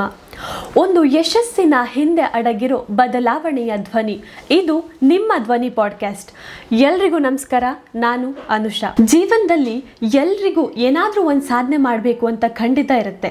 ಅದು ವ್ಯಾಪಾರದಲ್ಲೇ ಆಗಿರಲಿ ಅಥವಾ ಸಂಘ ಸಂಸ್ಥೆಗಳಲ್ಲೇ ಆಗಿರಲಿ. ಇದಕ್ಕೆಲ್ಲ ದೃಢ ನಿರ್ಧಾರ ತುಂಬ ಮುಖ್ಯ ಆಗಿರ್ತದೆ. ಅಂತಹದೇ ಒಂದು ದೃಢ ನಿರ್ಧಾರದಿಂದ ತಮ್ಮ ಕನಸಿನ ಉದ್ಯಮವನ್ನ ಸೃಷ್ಟಿಸಿಕೊಂಡು ಅದಕ್ಕೆ ಸೆಲ್ಫ್ ಮೇಡ್ ಬ್ರ್ಯಾಂಡ್ ಆಗಿರುವಂತಹ ಹೇಮಂತ್ ಮರಿಗೌಡ್ರು, ಫೌಂಡರ್ ಆಫ್ MK ಇಂಟೀರಿಯರ್ಸ್, ಅವರು ನಮ್ಮ ಜೊತೆ ಇದ್ದಾರೆ. ಸರ್, ನಮಸ್ಕಾರ. ನಮಸ್ತೆ ಮೇಡಮ್. ಸರ್, ನಿಮ್ಮ ಕಿರುಪರಿಚಯ ನಿಮ್ಮ ಧ್ವನಿ ಮೂಲಕನೇ ಆಗಲಿ. ನೀವು ಮೂಲತಃ ಎಲ್ಲಿಯವರು? ತುಮಕೂರು ಜಿಲ್ಲೆ ತಿಪ್ಟೂರು ತಾಲೂಕು ಕೆರಗೋಡಿ ರಂಗಾಪುರ ಅಂತ ಹೇಳಿ ಹುಟ್ಟೂರು. ತಂದೆ ಬಂದು ಮರಿಗೌಡ್ರು, ತಾಯಿ ಕಮಲಮ್ಮ, ಸಹೋದರಿ ಒಂದು ಹೇಮಲತಾ, ವೈಫ್ ಬಂದು ದೀಕ್ಷಾ. ಓಕೆ. ನಿಮ್ದು ಬಾಲ್ಯ ಕಳೆದಿದ್ದು ಎಲ್ಲ ತುಮಕೂರಲ್ಲೇನಾ? ನಮ್ಮೂರಲ್ಲೇ. LKG ಇಂದ ಹಿಡಿದು 4th ಸ್ಟ್ಯಾಂಡರ್ಡ್ವರೆಗೂ ನಮ್ಮೂರಲ್ಲೇ. 5th 6th 7th Tiptur, again 8th ನಮ್ಮೂರು, ಮತ್ತೆ 9th 10th ಡಿಗ್ರಿ ಕಾಲೇಜ್ ಎಲ್ಲ ಬಂದು ಬೆಂಗಳೂರು. ಓಕೆ. ಹಾಗಾದ್ರೆ ಎಜುಕೇಶನ್ ಅಲ್ಲರ್ಧ ಇಲ್ಲರ್ಧ. ಮತ್ತೆ ನಿಮ್ಗೆ ನಿಮ್ಮ ಹಿನ್ನೆಲೆ, ಫ್ಯಾಮಿಲಿ ಬ್ಯಾಕ್ಗ್ರೌಂಡ್ ಎಲ್ಲ ಹೇಗಿತ್ತು ಸರ್? ಹಿನ್ನೆಲೆ ಅಂತ ಅಂದಾಗ ನಮ್ದು ಮೂಲತಃ ನೋಡಕ್ ಹೋದಾಗ ರೈತರ ಕುಟುಂಬ. ಆದ್ರೂ ನಾವು ರೈತರಲ್ಲ. ಸೊ ಜಮೀನಿದ್ರು. ನಮ್ಮ ತಂದೆ ಬಂದು ಮಕ್ಕಳು ಚೆನ್ನಾಗಿ ಬೆಳೀಲಿ, ಸೊ ಅವರು ಮಧ್ಯಮ ಮನೆ ತಂದವರಾದ್ರೂ ಮಕ್ಕಳು ಚೆನ್ನಾಗಿಲ್ಲ ಅಂತ ಹೇಳಿ ಕೇಳಿದ್ದೆಲ್ಲ ಕೊಡ್ತಾ ಹೋದ್ರು. ಬಹುಶಃ ನಮಗೆ ಬಡತನವನ್ನು ತೋರಿಸ್ತೇನೆ ಬೆಳೆಸ್ಬಿಟ್ರು. ಸೊ ಅದು ಮುಂದೆ ಎಲ್ಲೋ ಒಂದು ಕಡೆ ಕಷ್ಟ ಆಗುತ್ತೆ ಅಂತ ಹೇಳಿ ಅದನ್ನು ಪರಿಚಯ ಮಾಡಿಕೊಡ್ತಾ, ಬಡವರನ್ನು ತೋರಿಸ್ತಾ, ಶ್ರೀಮಂತರ ಜೊತೆ ಇರೋದನ್ನು ಹೇಳ್ಕೊಡ್ತಾ, ಜೀವನ ಹೇಗೆ ಬದುಕಬೇಕು ಅನ್ನೋದನ್ನು ನಮ್ಮ ತಂದೆಯವ್ರು ನೀಟಾಗಿ ಹೇಳ್ಕೊಟ್ಬಿಟ್ರು. ಸೊ ಹಾಗಾಗಿ ಅವ್ರದ್ದು ಈಗ ನಾನು ಏನು ಉದ್ಯಮ ಅಂತ ಹೇಳಿ ಮಾಡ್ತೀನಿ, ಇದು ಯಾವುದು ನಮಗೆ ಬ್ಯಾಕ್ಗ್ರೌಂಡ್ ಇಲ್ಲ. ನಮ್ಮ ತಂದೆ ಹೇಳ್ಕೊಟ್ಟಿದ್ದು ಅವತ್ತು ಒಂದೇ ಮಾತು, ಏನಾದರೂ ಮಾಡು, ಆದರೆ ಗುರಿ ಇಟ್ಟ ಮೇಲೆ ಹಿಂದೆ ಬರಬೇಡ. ದೆನ್ ನೀನು ಏನಾದರೂ ಕೆಲಸ ಮಾಡ್ತಿದ್ಯಾ ಅಂತ ಹೇಳಿದ್ರೆ ಕಳ್ತನ ಮಾಡಬೇಡ, ಸುಳ್ಳು ಹೇಳಬೇಡ, ಇನ್ನೊಬ್ರಿಗೆ ಮೋಸ ಮಾಡದೆ ನೀನು ಏನು ಬೇಕಾದರೂ ಮಾಡು, ಅದಕ್ಕೆ ನಾನು ಬೆಂಬಲವಾಗಿರ್ತೀನಿ ಅಂತ ಹೇಳಿದ್ರು. ಸೊ ಆ ಮಾತು ಇವತ್ತು ನನ್ನನ್ನು ಇಲ್ಲಿವರೆಗೂ ಕರ್ಕೊಂಬಂದು ಕೂರಿಸಿದೆ. ಸರ್, ನಿಮ್ಮ ವಿದ್ಯಾಭ್ಯಾಸ ಎಷ್ಟು ಎಲ್ಲಿವರೆಗೆ? BA ಮತ್ತು MA ಡಿಸ್ಕಂಟಿನ್ಯೂ. ಓಕೆ, ಯಾವ ಕಾರಣಕ್ಕೆ ಸರ್ ಡಿಸ್ಕಂಟಿನ್ಯೂ ಮಾಡಿದ್ದು? ಸೊ ಆ ಟೈಮಲ್ಲಿ ನಮ್ಮ ತಂದೆಯವರು ಎಕ್ಸ್ಪೈರ್ ಆದರು. ಸೊ ಬಹುಶಃ ಅದು ಆ ಮೈಂಡು ಡಿಸ್ಟ್ರಾಕ್ಟ್ ಮಾಡ್ತು ಅನಿಸುತ್ತೆ. ಅದಕ್ಕೆ ಸೊ ಮುಂದಕ್ಕೆ ಓದಬೇಕಾ ಬೇಡ ಅನ್ನೋ ಕನ್ಫ್ಯೂಷನಲ್ಲೇ ಅರ್ಧಕ್ಕೆ ನಿಲ್ಲಿಸ್ಬಿಟ್ರು. ಸರ್, MK ಅಂದರೆ ಏನು ಸರ್? ಮರಿಗೌಡರು ಕಮಲಮ್ಮ ಅಪ್ಪ ಅಮ್ಮ ಹೆಸರು. MK ಇಂಟೀರಿಯರ್ಸ್ ಕನಸು ನಿಮ್ಗೆ ಹೇಗೆ ಶುರು ಆಯಿತು ಸರ್? ನನಗೆ ಇದೇ ಫೀಲ್ಡ್ ಮಾಡಬೇಕು ಅನ್ನೋ ಯಾವ ಆಲೋಚನೆನೂ ಇಲ್ಲ. ಓಕೆ, ಹಾಗಾದ್ರೆ ನೀವು ಮುಂಚೆ ಬೇರೆ ಯಾವುದಾದ್ರೂ ಟ್ರೈ ಮಾಡಿದ್ರಾ? ಹೇಳಿದ್ ನಮ್ಮ ತಂದೆಯವ್ರು ಹೇಳಿದ್ದದೆ, ನಿನ್ನ ಪ್ರಯತ್ನ ಎಲ್ಲದರಲ್ಲೂ ಇರಲಿ, ಸೊ ನಿನಗೆ ಏನು ಆಸಕ್ತಿ ಇರುತ್ತೆ ಮಾಡ್ತಾ ಹೋಗುವಂತ. ನಾನು ಸ್ವಲ್ಪ ಬೇಗ ಬೋರ್ ಆಗ್ಬಿಡ್ತೀನಿ ಎಲ್ಲ ವಿಚಾರದಲ್ಲಿ. ಸೊ ಯಾವುದಾದ್ರೂ ಒಂದು ವರ್ಕಿಗೆ ಅಂತ ಹೇಳೋದಾಗ ಅದು ರೊಟೀನ್ ಆಗ್ತಾ ಇದೆ ಅಂತ ಹೇಳಿದ್ರೆ ನಂಗೆ ತುಂಬ ಬೇಗ ಬೋರ್ ಆಗುತ್ತೆ. ಆ ವಿಷಯ ಸಾಕು ಅನ್ಸುತ್ತೆ. ಝೀರೋ ಇದ್ದವನಿಗೆ ಎಲ್ಲಾನು ಬೇಕು ಅನ್ಸುತ್ತೆ. ಸೊ ಹಾಗಾಗಿ ನನಗೆ ಎಲ್ಲ ಕಡೆ ಪ್ರಯತ್ನ ಮಾಡ್ತಾ ಹೋದೆ. ಬಹುಶಃ ನಾನು ಫಸ್ಟು SLC ಮುಗಿದ ತಕ್ಷಣ ಕೆಲ್ಸಕ್ಕೆ ಹೋಗಿದ್ದೆ. 3 months ಗ್ಯಾಪ್ ಇರುತ್ತಲ್ಲ, ಸೊ ಆ ಟೈಮಲ್ಲಿ ಒಂದು ಕಂಪ್ನಿ ಕೆಲ್ಸಕ್ಕೆ ಹೋಗಿದ್ದೆ. ಅಲ್ಲಿ ನಿಂತು ಮಿಷಿನರೀಸ್ ಫ್ಯಾಕ್ಟ್ರಿ ಅದು ಆ್ಯಕ್ಚುಲಿ. ಸೊ ಅಲ್ಲಿ ಹೋಗಿ ಎಲ್ಲ ಕೆಲಸನ ಕಲಿಬೇಕು ಅಂತ 3 ತಿಂಗಳು ಗ್ಯಾಪಲ್ಲಿ ಎಲ್ಲ ಕೆಲಸ ಕಲ್ತಿದ್ದೆ. ದೆನ್ ಮತ್ತೆ ಕಾಲೇಜು, ಸೊ ಡೇ ಕೆಲ್ಸಕ್ಕೆ ಹೋಗ್ತಿದ್ದು, ನೈಟ್ ಕಾಲೇಜು, ಈ ಥರ ಎಲ್ಲ ನೋಡ್ತಾ ಹೋದೆ. ನನಗೊಂದು ಆಸಕ್ತಿ ಅಂತ ಹೇಳಿದ್ರೆ ಆ ಟೈಮಲ್ಲಿ ಏನು ಅನಿಸಿತ್ತು ಅಂತ ಹೇಳಿದ್ರೆ, ಒಬ್ಬ ಓದಿ ಎಜುಕೇಷನ್ ಮುಗಿಸ್ಕೊಂಡು ಅದಾದಮೇಲೆ ಸಂಬಳ ತೊಗೊಳ್ಳೋನು ಇಷ್ಟೇ ತೊಗೊಳ್ತಾ ಇದ್ದಾನೆ. ಸೊ ನಾನು SLC ಮುಗಿಸಿ ಕೂಡ ಇಷ್ಟೇ ಸಂಬಳ ದುಡಿತಾ ಇದ್ದೀನಲ್ಲ ಅಂತ ಅನಿಸಿ ಆ ಕ್ಷಣಕ್ಕೆ ಕಾಲೇಜ್ ಬೇಡ ಅನಿಸಿತ್ತು ಒಂದು ಕ್ಷಣಕ್ಕೆ. ನಂತರ ಅಲ್ಲಿ ಎಲ್ರಿಗಿಂತ ಸ್ವಲ್ಪ ಬುದ್ಧಿವಂತ ನಾನೇ ಇದ್ದೆ. ಆದರೆ ಯಾವಾಗ ಓದಿಲ್ಲ ಅಂತ ಹೇಳಿ ಯಾರು ಡಿಗ್ರಿ ಮುಗಿಸ್ಕೊಂಬಂದವ್ರಿಗೆ ಸ್ವಲ್ಪ ಮರ್ಯಾದೆ ಜಾಸ್ತಿ ಇತ್ತು. ನಾವು ಎಲ್ಲ ಗೊತ್ತಿದ್ದು, ಎಲ್ಲ ಕೆಲಸ ಗೊತ್ತಿದ್ದು ಮರ್ಯಾದೆ ಸಿಗ್ತಾ ಇಲ್ಲ ಅಂತ ಅನ್ನಿಸ್ತು. ಆ ಕ್ಷಣಕ್ಕೆ ಓದು ಇಂಪಾರ್ಟೆಂಟ್ ಅಂತ ಅನ್ನಿಸ್ತು. ಸೊ ಅಗೇನ್ ಎಲ್ಲಿ ಇದ್ದು ಅದನ್ನ ಮತ್ತೆ ಕಂಟಿನ್ಯೂ ಮಾಡೋದು. ಸೊ ಓದು ಜೊತೆ ಕೆಲಸ ಮಾಡ್ತಾ, ಸೊ ಯಾವುದೋ ಅವಶ್ಯಕತೆಗೋಸ್ಕರ ನಾನು ಕೆಲಸ ಮಾಡಿದ್ದಲ್ಲ. ಯಾವಾಗ ನಾವು ನಮ್ಮ ಸಂಪಾದನೆಯನ್ನ ಶುರು ಮಾಡ್ತೀವಿ ಆಗ ಜೀವನ ನಿಜವಾಗ್ಲೂ ಅರ್ಥ ಆಗುತ್ತೆ ಅಂತ ಹೇಳಿ ನಮ್ಮ ತಂದೆಯವ್ರು ಹೇಳ್ಕೊಟ್ಟಿದ್ರು. ಯಾಕೆಂದ್ರೆ ನಮ್ಮ ತಂದೆನೂ ಸೆಲ್ಫ್ ಮೇಡ್. ಸೊ ಅವರು ಯಾವುದೋ ಅಪ್ಪನ ಆಸ್ತಿ ತಗೊಂಡು ಅದರಲ್ಲಿ ಬದುಕಬೇಕು ಅನ್ನೋದಿಲ್ಲ. ನಾನು ದುಡಿಬೇಕು, ನಾನು ಬದುಕಬೇಕು, ನಾನು ಖರ್ಚು ಮಾಡಬೇಕು. ಸೊ ನಾನು ನನ್ನ ಮಕ್ಕಳಿಗೋಸ್ಕರ ಏನೂ ಮಾಡಲ್ಲ, ಆದರೆ ನಾನು ಅವನಿಗೆ ಒಳ್ಳೆ ಬುದ್ಧಿ ಹೇಳ್ಕೊಡ್ತೀನಿ ಅಂತ ಹೇಳ್ಕೊಟ್ಟಿದ್ದು. ಸೊ ಅವ್ರು ಹೇಳಿದ್ದು ಒಂದೇ ಮಾತು, ನಾನು ನಿನಗೋಸ್ಕರ ಏನೂ ಆಸ್ತಿ ಮಾಡಲ್ಲ, ಆದರೆ ನೀನು ನಿನ್ನ ಆಸ್ತಿನ ಸಂಪಾದನೆ ಮಾಡಿಸ್ಕೊಳ್ಳೋ ಶಕ್ತಿ ನಿನ್ನಲ್ಲಿದೆ ಅಂತ ಹೇಳಿದರು. ಸೊ ಹಂಗಾಗಿ ಇವತ್ತಿಗೂ ನಾನು ಪ್ರತಿ ಹೆಜ್ಜೆ ಇಡುವಾಗಲೂ ಅವ್ರ ಮಾತು, ಅವ್ರು ಹೇಳ್ಕೊಟ್ಟಿದ್ದು ಮಾತು ನೆನಪಿಸ್ಕೊಂಡವರು ಸಾಕು, ನನ್ನ ಜೀವನ ಆರಾಮಾಗಿ ಸಾಕ್ತಾ ಹೋಗುತ್ತೆ. ಸೊ ಅದಾದಮೇಲೆ ಓದ್ತಾ ಇದ್ವಿ. ಆ ಟೈಮಲ್ಲಿ ಕೆಲಸ ಮಾಡ್ತಾ ಮೊಬೈಲ್ ಅಂಗಡಿಲಿ ವರ್ಕ್ ಮಾಡಿದೆ. ಹೌದು, ಬೆಂಗಳೂರಲ್ಲೇ ಮೊಬೈಲ್ ಅಂಗಡಿಲಿ ವರ್ಕ್ ಮಾಡಿದೆ. ಅದಾದಮೇಲೆ ಇನ್ಶೂರೆನ್ಸ್ LIC ನಲ್ಲಿ ಎಕ್ಸಾಮ್ ಬರೆದು ಏಜೆಂಟ್ ಆದೆ. ಸೊ ಇನ್ನೊಂದು ರಿಲಯನ್ಸ್ ಕಂಪ್ನಿನಲ್ಲಿ ಇನ್ಶೂರೆನ್ಸ್ ಏಜೆಂಟ್ ಆದೆ. ಸೊ ಅದ್ರ ಮಾಡ್ತಾ ಮೊಬೈಲ್ ಶಾಪಲ್ಲಿ ಕೆಲಸ ಮಾಡ್ತಾ, ಸೊ ಯಾರಾದರೂ ಯಾವುದಾದ್ರೂ ಒಂದು ಫೀಲ್ಡ್ ಬಗ್ಗೆ ಮಾತಾಡ್ತಾ, ನಾವು ಈಗ ಫ್ರೆಂಡ್ಸ್ ಎಲ್ಲ ಜನರೆಲ್ಲ ಕೂತ್ಕೊಳ್ತೀವಲ್ಲ, ಯಾರಾದರೂ ಒಬ್ರು ಈ ಫೀಲ್ಡ್ ಕಷ್ಟ ಅಂತ ಹೇಳ್ತಾರೆ, ಇದು ಸಖತ್ ಕಷ್ಟಪ್ಪ, ನಾನು ಕೆಲಸ ಮಾಡ್ತಾ ಇದ್ದೀನಿ, ಸಖತ್ ಹಿಂಸೆ ಅಂತಾರೆ. ಸೊ ನಾನು ಅದ್ರ ಬಗ್ಗೆ ತಿಳ್ಕೊಳಕ್ಕೆ ನನ್ನ ಕ್ಯೂರಿಯಾಸಿಟಿ ಶುರು ಆಗ್ಬಿಡೋದು. ಸೊ ನಾನು ಹೋಗ್ಬೇಕು ಬೆಳಗ್ಗೆ ಎದ್ದು, ಈ ಕೆಲಸ ಬಿಟ್ಬಿಟ್ಟಿದ್ದನ್ನ ಅವ್ರು ಕಷ್ಟ ಅಂತಿದ್ದಾರೆ, ಅದನ್ನ ನಾನು ನೋಡ್ಬೇಕು, ಅನುಭವಿಸ್ಬೇಕು. ಯಾಕಂದ್ರೆ ಸ್ವತಃ ಅನುಭವಕ್ಕೆ ಬರದೆ ನಾನು ಏನಾದರೂ ತಿಳ್ಕೊಳ್ತಾ ಇದ್ದೀನಿ, ಅದು ಗಾಳಿ ಮಾತು ಅಂತ ಅಂದ್ಕೊಳ್ತೀನಿ ನಾನು. ಸೊ ಅಂತೆ ಕಂತೆಗಳಿಗಿಂತ ನನಗೇನು ಅನುಭವ ಆಗುತ್ತೆ ಅದ್ರ ಮೇಲೆ ನಾನು ಹೆಜ್ಜೆ ಇಡ್ತಾ ಬಂದೆ. ಸೊ ಹಾಗಾಗಿ ಕೆಲಸ ಕಲ್ತ್ರೆ ಏನು ಕೆಲಸ ಕಲ್ತರು ಇವತ್ತಲ್ಲಿ ನಾಳೆ ಯಾವುದೋ ಒಂದು ಕೈ ಹಿಡಿಯುತ್ತೆ. ಸೊ ಹಾಗಾಗಿ ಎಲ್ಲವನ್ನ ಮಾಡ್ತಾ ಬಂದೆ. ಯಾಕೆ ನನಗೆ ಕೆಲಸ ಮಾಡಿ ಸಂಬಳ ತಂದು ಮನೆ ಸಾಕ್ಬೇಕು ಅನ್ನೋದೇನಿಲ್ಲ. ಸೊ ನಮ್ಮ ತಂದೆ ತಾಯಿ ಚೆನ್ನಾಗಿದ್ರು, ಚೆನ್ನಾಗಿ ನೋಡ್ಕೊಳ್ತಾ ಇರೋದ್ರಿಂದ ಸಂಪಾದನೆಗಿಂತ ಹೆಚ್ಚಾಗಿ ನನಗೆ ಸಮಾಜದ ಪರಿಚಯ ಬೇಕಾಗಿತ್ತು. ಸೊ ಮೊದಲಿಂದ ಆಸಕ್ತಿ ಇದ್ರಿಂದ ಎಲ್ಲಾ ಕೆಲಸನೂ ಮಾಡ್ತಾ ಹೋದೆ ಅಷ್ಟೇ. ಸರ್, ನೀವು ಹೇಳಿದ್ರಿ ಯಾವ್ಯಾವ ಕೆಲಸ ಮಾಡಿದ್ದೀನಿ ಅದರಲ್ಲೆಲ್ಲ ಬೋರ್ ಆಯಿತು, ಹೊಸತೇನಾದರೂ ಕಲಿಬೇಕು ಅಂತ ಅಂದ್ಕೊಂಡ್ರೆ ಅಂತ. ಆದರೆ ಇಂಟೀರಿಯರ್ಸ್ ಡಿಸೈನ್ ಮಾಡೋಕ್ಕೆ ಶುರು ಮಾಡಿ ತುಂಬ ಟೈಮ್ ಆಯಿತು, ಇದರಲ್ಲಿ ಬೋರ್ ಆಗಲಿಲ್ವಾ ಸರ್ ನಿಮಗೆ? ಅದು ಈಗ ನಾನು ಯಾವುದಾದ್ರೂ ಒಂದು ವರ್ಕಿಗೆ ಅಂತ ಹೇಳಿ ಹೋಗ್ತೀನಿ. ಸೊ ಅವ್ರದ್ದು ರೊಟೀನ್ ವರ್ಕ್ ಇರುತ್ತೆ. ಸೊ ನಾನು ಕಲಿಯೋದು ಒಂದು 3 ತಿಂಗಳು 6 ತಿಂಗಳು 1 ವರ್ಷ ಕಲಿತೀನಿ. ಬಟ್ ಅಗೇನ್ ಆ ನೆಕ್ಸ್ಟ್ ಇಯರ್ ಅದೇ ಪ್ರೋಸೆಸ್ನ ಕಲ್ತಿದ್ದನ್ನ ರಿಪೀಟ್ ಮಾಡ್ತಾ ಹೋಗಿ. ಸೊ ಅಲ್ಲಿ ನನಗೇನು ವೇರಿಯೇಷನ್ಸ್ ಬರ್ತಾ ಇಲ್ಲ, ಚೇಂಜಸ್ ಕಾಣ್ತಾ ಇಲ್ಲ. ಸೊ ಕಲ್ತಿರೋದನ್ನೇ ಈಗ ನಾನು ಗಾಡಿ ಓಡಿಸೋದು ಚೆನ್ನಾಗಿ ಬರ್ತಾ ಇರುತ್ತೆ. ಅವಾಗ ಯಾರಾದರೂ ಒಬ್ಬರು ಡ್ರೈವರ್ ಸಿಕ್ಕರೆ ಸಾಕಪ್ಪ, ನಾನು ಪಕ್ಕದಲ್ಲಿ ಕೂತ್ಕೊಳ್ತೀನಿ ನಂಗಿರುತ್ತೆ. ಎಲ್ಲಿವರೆಗೂ ಕಲಿಯೋವರೆಗೂ ಆಸಕ್ತಿ ಇರುತ್ತೆ. ಸೊ ಆ ಬೋರ್ ಆಗೋ ಟೈಮಲ್ಲಿ ಬೇರೆ ಏನು ಮಾಡಬಹುದು. ನನಗೆ ಇದ್ದಿದ್ದು ಒಂದೇ ಥರ ಇರೋಕ್ಕೆ ನಂಗೆ ಇಷ್ಟ ಇಲ್ಲ. ಸೊ ಸಮಥಿಂಗ್ ಏನೋ ಹೊಸ್ದಾಗಿ ಕಲಿತಾ ಇರಬೇಕು. ಸೊ ಆಗ ಯಾವ ಫೀಲ್ಡಲ್ಲಿ ಬೋರ್ ಆಗಲ್ಲ. ಸೊ ಆ ಟೈಮಲ್ಲಿ ಏನಾಯಿತು, ನನಗೆ ಸಿನಿಮಾದಲ್ಲಿ ಸ್ವಲ್ಪ ಆಸಕ್ತಿ ಇತ್ತು. ಸೊ ಅಲ್ಲಾದ್ರೆ ಅಟ್ಲೀಸ್ಟ್ ಅಲ್ಲಿ ದಿನ ಒಂದೊಂಥರ ಹೊಸ್ದಾಗಿ ಬದುಕ್ಬೋದಲ್ಲ. ಸೊ ಹಾಗಾಗಿ ಸಿನಿಮಾ ಫೀಲ್ಡ್ಗೆ ಅಂತ ಹೇಳಿ ಹೋದೆ. ಅಲ್ಲಿ ಟ್ರೈನಿಂಗು, ಸ್ಕ್ರಿಪ್ಟ್ ಬರೆಯೋದು, ಸೊ ಕತೆಗಳೆಲ್ಲ ಬರಿತಾ ಇದ್ವಿ. ಸ್ವಲ್ಪ ಮಾತಾಡೋದು ಜಾಸ್ತಿ ಇತ್ತು, ಹಾಗಾಗಿ ಕತೆ ಬರೆಯೋದಿತ್ತು. ಕತೆ ಬರ್ಕೊಂಡು ಶಾರ್ಟ್ ಫಿಲಮ್ಗಳು ಮಾಡಿಕೊಂಡು ಅದ್ರ ಜೊತೆ ಮೂವಿಗಳಲ್ಲಿ ಸ್ವಲ್ಪ ಎಲ್ಲ ಇಂಟ್ರಾಕ್ಷನ್ ಶುರು ಆಯಿತು. ಅದ್ರ ಜೊತೆ BM ಗಿರಿರಾಜ್ ಅಂತ ಹೇಳಿ ಡೈರೆಕ್ಟ್ರು, ಜಟ್ಟಾ ಫಿಲಮ್ ಡೈರೆಕ್ಟ್ರು. ಸೊ ಅವ್ರ ಅಂಡರಲ್ಲಿ ಮಾಸ್ತಿಕಲ್ಲು ಅಂತ ಸ್ಟೇಜ್ ಥಿಯೇಟ್ರ್ ಮಾಡಿದ್ವಿ. ಸೊ ಅಲ್ಲೊಂದಷ್ಟು ಟೀಮ್ ಪರಿಚಯ ಆಯಿತು. ಸೊ ಹಿಂಗೆ ಅಲ್ಲೂ ಡಿಫ್ರೆನ್ಸ್ ಇತ್ತು. ಅದು ಒಂದು ಸ್ಟೇಜ್ ಅಷ್ಟರಲ್ಲಿ ನಮ್ಮ ತಂದೆಯವರು ಎಕ್ಸ್ಪೈರ್ ಆದರು. ಸೊ ಆ ಟೈಮಲ್ಲಿ ನಾನು ದುಡಿಬೇಕಾಗಿತ್ತು. ಸೊ ದುಡಿಲೇಬೇಕು ಅಂತ ಅನ್ನಿಸ್ತು. ಮನೆ ಜವಾಬ್ದಾರಿ ನಾನು ತಗೊಳ್ಳೇಬೇಕಲ್ಲ. ಈಗ ಇಲ್ಲಿವರೆಗೂ ಉಂಡಾಡಿ ಗುಡ್ಡಂತರ ಅಡ್ಡಾಡ್ಕೊಂಡು ಏನು ಮಾಡಿದ್ರು ಕೇಳೋರು ಇರಲಿಲ್ಲ. ಬಟ್ ಈಗ ನಾನು ಜವಾಬ್ದಾರಿ ತಗೊಳ್ಬೇಕಾದ ಸ್ಟೇಜ್ ಇತ್ತು ಅಂತ ಅನ್ನಿಸ್ತು. ಯಾಕೆಂದರೆ ಮರಿಗೌಡರು ಬೆಂಗಳೂರಿಗೆ ಬಂದು ಹಾಳಾದ್ರು ಅಂತ ಯಾರು ಅನ್ಬಾರ್ದು. ಸೊ ಅವ್ರ ಮಗ ಅವ್ರ ಹೆಸರನ್ನ ಉಳಿಸ್ತಾ ಇದ್ದಾನೆ ಅಂತ ಕೊನೆವರೆಗೂ ಅನ್ಬೇಕು ಅನ್ನೋ ಕಾರಣಕ್ಕೆ ಈಗ ಜವಾಬ್ದಾರಿ ನಾನು ತಗೊಳ್ಳೇಬೇಕು, ಮಗ ಹಾಳಾದ ಅಂತ ಅನ್ಬಾರ್ದು ಅನ್ನೋ ಉದ್ದೇಶಕ್ಕೆ ನಾನು ಜವಾಬ್ದಾರಿ ಏನಾದ್ರು ಒಂದು ಮಾಡಲೇಬೇಕು ಅಂತ ಹೇಳಿ ಕೆಲಸ ಮಾಡೋದಕ್ಕೆ ಶುರು ಮಾಡಿದೆ. ಸೊ ಕೆಲಸ ಮಾಡೋಕ್ಕೆ ಶುರು ಆದಾಗ ಎಗೇನ್ ರೊಟೀನ್ ಬೋರ್ ಆಗಿ ಶುರು ಆಗ್ತಾಯಿತ್ತು. ಏನು ಮಾಡಿದ್ರು ಅಲ್ಲೆಲ್ಲೋ ಒಂದು ಕಡೆ ಬೆಳಗ್ಗೆ ಅದೇ ಕೆಲಸನ ಅನ್ನೋ ಬೋರ್ ಆಗಿ ಶುರು ಆಗ್ತಿತ್ತು. ಸೊ ಆ ಟೈಮಲ್ಲಿ ನನಗೆ ಇಂಟೀರಿಯರ್ ಫೀಲ್ಡಿಗೆ ಯಾಕೆ ಬಂದೆ ಅಂತ ಹೇಳಿದ್ರೆ, ಇಲ್ಲಿ ಪ್ರತಿನಿತ್ಯ ಏನಾದರೂ ಒಂದು ಹೊಸದು ಮಾಡ್ಬೋದು. ಸೊ ಮನೆಗಳು ಅದೇ ಇರುತ್ತೆ, ಅಟ್ರಾಕ್ಟಿವ್ ಆಗಿ ಮನೆಗಳು ಅದೇ ಇರುತ್ತೆ, ಜಾಗ ಅದೇ ಇರುತ್ತೆ. ಬಟ್ ಆ ಇರೋ ಜಾಗನ ಪ್ರತಿ ಜಾಗನೂ ಹೊಸ್ದಾಗಿ ಮಾಡೋದಕ್ಕೆ ನಮ್ಗೆ ಅವಕಾಶ ಇದೆ. ಸೊ ಆ ಅವಕಾಶ ಎಲ್ಲಿ ಸಿಗುತ್ತೆ ಅಂತ ಹುಡುಕುವಾಗ ಈ ಇಂಟೀರಿಯರ್ ಸಿಗ್ತದೆ. ಅಲ್ಲೂ ಬೇರೆ ಫೀಲ್ಡಲ್ಲೆಲ್ಲ ಹುಡುಕ್ತೆ. ಆ್ಯಕ್ಚುಲಿ ಪಾಲಿಟಿಕ್ಸ್ಗೆ ಹೋದ್ವಿ, ಸಂಘ ಸಂಸ್ಥೆಗಳಿಗೆ ಹೋದೆ, ಅದೆಲ್ಲ ಮಾಡ್ತಾಯಿದ್ದೆ. ಅಲ್ಲೂ ಕೂಡ ಏನೋ ಹೊಸ ಜನಗಳು ಪರಿಚಯ ಆಗ್ತಾಯಿತ್ತು, ಆದರೆ ಸಂಪಾದನೆ ಇರ್ತಿರ್ಲಿಲ್ಲ ಅಲ್ಲಿ. ಸೊ ಸಂಪಾದನೆ ಮಾಡ್ತಾ ನನಗೆ ಬೋರು ಆಗ್ದಂಗೆ ಯಾವ್ದಾದ್ರು ಒಂದು ಫೀಲ್ಡ್ ಇದೆ ಅಂತ ಹೇಳಿದ್ರೆ ಅದು ಇಂಟೀರಿಯರ್ ಅಂತ ನನಗೆ ಅನ್ನಿಸ್ತು. ಸೊ ಇದರಲ್ಲಿ ನಾವು ಒಂದು ಮನೆ ಇಂಟೀರಿಯರ್ ಫಿನಿಶ್ ಮಾಡ್ತೀವಿ. ಸೊ ಅವ್ರ ಹತ್ರ ದುಡ್ಡು ಇಸ್ಕೊಳ್ತೀವಿ, ಅರ್ನಿಂಗ್ ಮಾಡ್ತೀವಿ, ಅದು ಸೆಕೆಂಡ್ರಿ. ಬಟ್ ನಾವು ಯಾವಾಗ ಒಂದು ಇಂಟೀರಿಯರ್ ಫಿನಿಶ್ ಮಾಡ್ಕೊಟ್ಟಾಗ ಆ ಓನರ್ ಮುಖದಲ್ಲಿ ಕೊನೆ ದಿನದ ಖುಷಿ ಇರುತ್ತಲ್ಲ, ಆ ಗೃಹ ಪ್ರವೇಶದ ಖುಷಿನ ನೀವೆಷ್ಟು ಯಾವ ದುಡ್ಡಿಗೆ ಮ್ಯಾಚ್ ಮಾಡೋಕೆ ಆಗೋದೇ ಇಲ್ಲ. ಅವತ್ತು ಅವ್ರು ಎಷ್ಟು ಖುಷಿಯಾಗಿರ್ತಾರೆ ನಾವು ಹೋದಾಗ ಅಂತ ಹೇಳಿದ್ರೆ, ಅವ್ರು ಮಾತಾಡೋ ಮಾತಲ್ಲಿ ನನಗೆ ಕೈ ನಡುಗ್ತಾ ಇರುತ್ತೆ. ಅವಾಗ ನಿಜ ಅದು ನಾನು ಎಷ್ಟೋ ಗೃಹ ಪ್ರವೇಶಗಳಿಗೆ ಅವರು ಸರ್ ನೀವು ಮಧ್ಯಾಹ್ನ ಎಲ್ಲ ಅವ್ರಿಗೆ ಖುಷಿಯಾಗಿರುತ್ತೆ, ಮನೆ ಚೆನ್ನಾಗಿ ಬಂದಿರುತ್ತೆ ಅಂತ ಗೊತ್ತಿರುತ್ತೆ. ಸರ್ ನೀವು ಮಧ್ಯಾಹ್ನ ಕರೆಕ್ಟಾಗಿ ಬಂದ್ಬಿಡ್ಬೇಕು ಸರ್ ಅಂತ ಹೇಳ್ತಾರೆ. ನಾನು 3 ಗಂಟೆ 4 ಗಂಟೆಗೆ ಹೋಗ್ತೀನಿ. ಸೊ ನಮ್ಮ ಮನೆಯವರೆಲ್ಲ ರೇಗಿಸ್ತಾರೆ, ಊಟ ಮಾಡಿ ಎಲ್ಲ ಲಾಸ್ಟ್ ಪಂತಿಗೆ ಹೋಗ್ತೀವಿ, ಊಟ ಖಾಲಿ ಆದ್ಮೇಲೆ ಹೋಗ್ತೀಯಾ ಅಂತ ಹೇಳಿ. ಬಟ್ ನನಗೆ ಅಲ್ಲಿಗೆ ಹೋಗಕ್ಕೆ ಭಯ ಆಗ್ತಾ ಇರುತ್ತೆ. ಯಾರು ಸಿಕ್ಕಿದಾಗ ಏನು ಅನ್ಬಹುದು. ನಾನು ತುಂಬ ಮಾತಾಡ್ತೀನಿ, ಆದರೆ ಆ ಕ್ಷಣದಲ್ಲಿ ಮಾತಾಡೋದಕ್ಕೆ ಈ ಹೊಗಳಿಕೆ ರಿಸೀವ್ ಮಾಡ್ಕೊಳ್ಳೋದು ಸ್ವಲ್ಪ ಮುಜುಗರ ಆಗಿ ಶುರು ಆಗ್ಬಿಡುತ್ತೆ. ಸೊ ಹಂಗಾಗಿ ಕೊನೆಗೆ ಹೋದಾಗ ಅವ್ರು ಸರ್ ನೀವು ಬೇಗ ಬರಬೇಕಿತ್ತು, ಎಲ್ಲರೂ ನಿಮ್ಮನ್ನು ಕೇಳ್ತಿದ್ರು, ಮನೆ ತುಂಬ ಚೆನ್ನಾಗಿ ಬಂದಿದೆ ಸರ್, ನೀವು ನನಗೆ ಇಷ್ಟು ಚೆನ್ನಾಗಿ ಮಾಡಿಕೊಟ್ಟಿದ್ದಕ್ಕೆ ತುಂಬ ಅಷ್ಟು ಹೇಳಕ್ಕೆ ಶುರು ಮಾಡ್ತಾರಲ್ಲ, ಅದು ಒಂಥರ ನೆಕ್ಸ್ಟ್ ಲೆವೆಲ್ ಅನ್ಸ್ಬಿಡುತ್ತೆ. ಖುಷಿ ರಿಸೀವ್ ಮಾಡ್ಕೊಳ್ಳೋದೆ ಇನ್ನೇನು ಬೇಕಿಲ್ಲ ಅನ್ಸುತ್ತೆ. ಹಾಗಾಗಿ ಈ ಫೀಲ್ಡ್ ಖುಷಿ ಇದೆ. ನಾನು ಮಾಡೋ ಕೆಲಸದಲ್ಲಿ ಇವನ್ ನನಗೆ ದುಡ್ಡು ಕೊಟ್ಟು ಕೂಡ ಜನ ಖುಷಿ ಆಗ್ತಾ ಇದ್ದಾರೆ. ಸೊ ಹಾಗಾಗಿ ಇದರಲ್ಲೆಲ್ಲೋ ಒಂದು ಸಮಾಧಾನ ಆಗ್ತಾ ಇದೆ, ನನಗೆ ಹುಡುಕ್ತಿದ್ದು ಸಿಕ್ತು ಅನ್ನಿಸ್ತು. ಸೊ ಹಾಗಾಗಿ ಇಲ್ಲಿ ಸ್ಟೇಬಲ್ ಆಗಿದ್ದೀನಿ. ಯಾವತ್ತು ನನಗೆ ಈ ಫೀಲ್ಡಲ್ಲಿ ಇನ್ನೇನು ಕ್ರಿಯೇಟಿವ್ ಆಗಿ ಮಾಡೋಕ್ಕೆ ಸಾಧ್ಯ ಇಲ್ಲ ಅಂತ ಅನಿಸುತ್ತೆ, ನನ್ನ ತಲೆ ಖಾಲಿ ಆಯಿತು ಅನಿಸುತ್ತೆ, ಅವತ್ತು ಸ್ಟಾಪ್ ಮಾಡ್ತೀನಿ. ನೀವು ಮುಂಚೆ ಎಲ್ಲ LIC ಏಜೆಂಟು ಅದು ಇದು ಎಲ್ಲ ಹೇಳಿದ್ರಲ್ಲ, ಅದಕ್ಕೂ ಇದಕ್ಕೂ ಹೆಂಗೆ ಡಿಸೈನ್ ಸರ್? ಇದು ಕಂಪ್ಲೀಟ್ಲಿ ಡಿಫ್ರೆಂಟ್ ಅಲ್ವಾ? ಹೆಂಗೆ ಕನೆಕ್ಟ್ ಮಾಡ್ತೀರಾ ಸರ್? ಹೆಂಗೆ ಇಂಟ್ರೆಸ್ಟ್ ಬಂತು ಅಂತ? LIC ಮಾಡುವಾಗ ನಂಗೆ 18 ವರ್ಷ. ಸೊ ನಾನು ಹೋಗಿ ಎಕ್ಸಾಮ್ ಬರ್ತೀನಿ. ನನಗೆ ಅದೇ ಏನಾದರೂ ಬೇಕಿತ್ತು, ಮಾಡಬೇಕು, ಸಂಪಾದನೆ ಮಾಡಬೇಕು. ನನಗೆ ಸೋಷಿಯಲಲ್ಲಿ ಎಲಿಮೆಂಟ್ಸಲ್ಲಿ ತುಂಬ ಇಷ್ಟ. ಹಂಗಾಗಿ ಜನಗಳ ಜೊತೆಗೆ ಇಂಟ್ರ್ಯಾಕ್ಟ್ ಮಾಡೋದಕ್ಕೆ ಏನೊಂದು ಆಪ್ಷನ್ನು, ಸೊ LIC ಮಾಡು, ಯಾರೋ ರೆಫರ್ ಮಾಡು, ಫೈನ್ ನಾನು ಮಾಡೋಕ್ಕೆ ರೆಡಿ ಇದ್ದೀನಿ. ಹೋದೆ, ಎಕ್ಸಾಮ್ ಬರೆದೆ, ಇಂಟರ್ವ್ಯೂ ಅಟೆಂಡ್ ಮಾಡಿದೆ. ಸೊ ಪಾಸು ಆದ ಏಜೆಂಟ್ ಆಯಿತು. ಸೊ ಏಜೆಂಟ್ ಆದಾಗ ನಾನು ನಿಮ್ಮ ಹತ್ರ ಬಂದು ನಿಜ ಹೇಳಬೇಕು, LICನಲ್ಲಿ ನಿಮ್ಗೊಂದು ಪಾಲಿಸಿ ಮಾಡಿಸ್ಕೊಳ್ಳಿ, ಇಷ್ಟು ದುಡ್ಡು ಕಟ್ಟಿ, ನಿಮಗೇನಾದರೂ ಅವಘಡ ಆಯಿತು, ತೊಂದರೆ ಆಯಿತು ಅಂದರೆ ನಿಮ್ಮ ಕುಟುಂಬಕ್ಕೆ ಇಷ್ಟು ದುಡ್ಡು ಬರುತ್ತೆ ಅಂತ. ಸೊ ಕಸ್ಟಮರ್ ಫೀಡ್ಬ್ಯಾಕ್ ಹೆಂಗಿತ್ತು ಗೊತ್ತಾ? ಏನಯ್ಯ ಬರೀ ಸಾಯೋದೇ ಮಾತಾಡ್ತೀಯಾ? ಖಂಡಿತ LIC ಏಜೆಂಟ್ ಅಂದರೆ ಹಾಗೆ ಅಂದ್ಕೊತಾರೆ ಎಲ್ಲರೂ. ಅವ್ರಿಗೆ ಸುಳ್ಳು ಬೇಕು.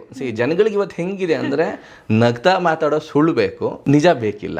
ಸೊ ನಾನು ಅವ್ರಿಗೆ ಹೆಂಗೆ ಹೇಳ್ಬೇಕಿತ್ತು, ನಿಮ್ಗೊಂದು 20 ವರ್ಷ ಆದಮೇಲೆ 30 ವರ್ಷ ಆದಮೇಲೆ ಇಷ್ಟಕ್ಕೆ ಡಬಲ್ ಆಗುತ್ತೆ ಹಿಂಗೆ ಹೇಳ್ಬೇಕು. ಬಟ್ ನಂದು ಒಂದು ಸ್ವಲ್ಪ ಹೆಂಗೆ ಅಂದರೆ ಇರೋದನ್ನ ಇದ್ದಂಗೆ ಹೇಳ್ಬಿಡ್ತೀನಿ, ನೀವು ರಿಸೀವ್ ಮಾಡ್ಕೊಳ್ಳೋದು ನಿಮಗೆ ಬಿಟ್ಟಿದ್ದು. ಸೊ ಸುಳ್ಳು ಹೇಳಿ ನಾಳೆ ದಿವಸ ಅನ್ನೋದಕ್ಕಿಂತ ಆ್ಯಕ್ಚುಲಿ ಹೇಳ್ಬೇಕಂದ್ರೆ LIC ಒಂಥರ ಹಾಗೆ ಕುಟುಂಬಕ್ಕೆ ಆಧಾರ ಆಗಲಿ ಅಂತಲೇ ಮಾಡಿಸೋವಂಥದ್ದು. ನಾವಿದ್ದು ರೀಫಂಡ್ ನಾನು 1 ಲಕ್ಷ ರೂಪಾಯಿ ಪಾಲಿಸಿ 20 ವರ್ಷದಿಂದ ಮಾಡಿಸಿರ್ತೀನಿ, ಈಗ ಮೆಚ್ಯೂರ್ ಆಗುತ್ತೆ 2 ಲಕ್ಷ ಕೈಗೆ ಬರುತ್ತೆ. ಸೊ ಇವತ್ತು ಅಪ್ರಿಸಿಯೇಷನ್ ಲೆಕ್ಕ ಹಾಕೊಂಡ್ರೆ ಆ 2 ಲಕ್ಷ ದುಡ್ಡೇ ಅಲ್ಲ.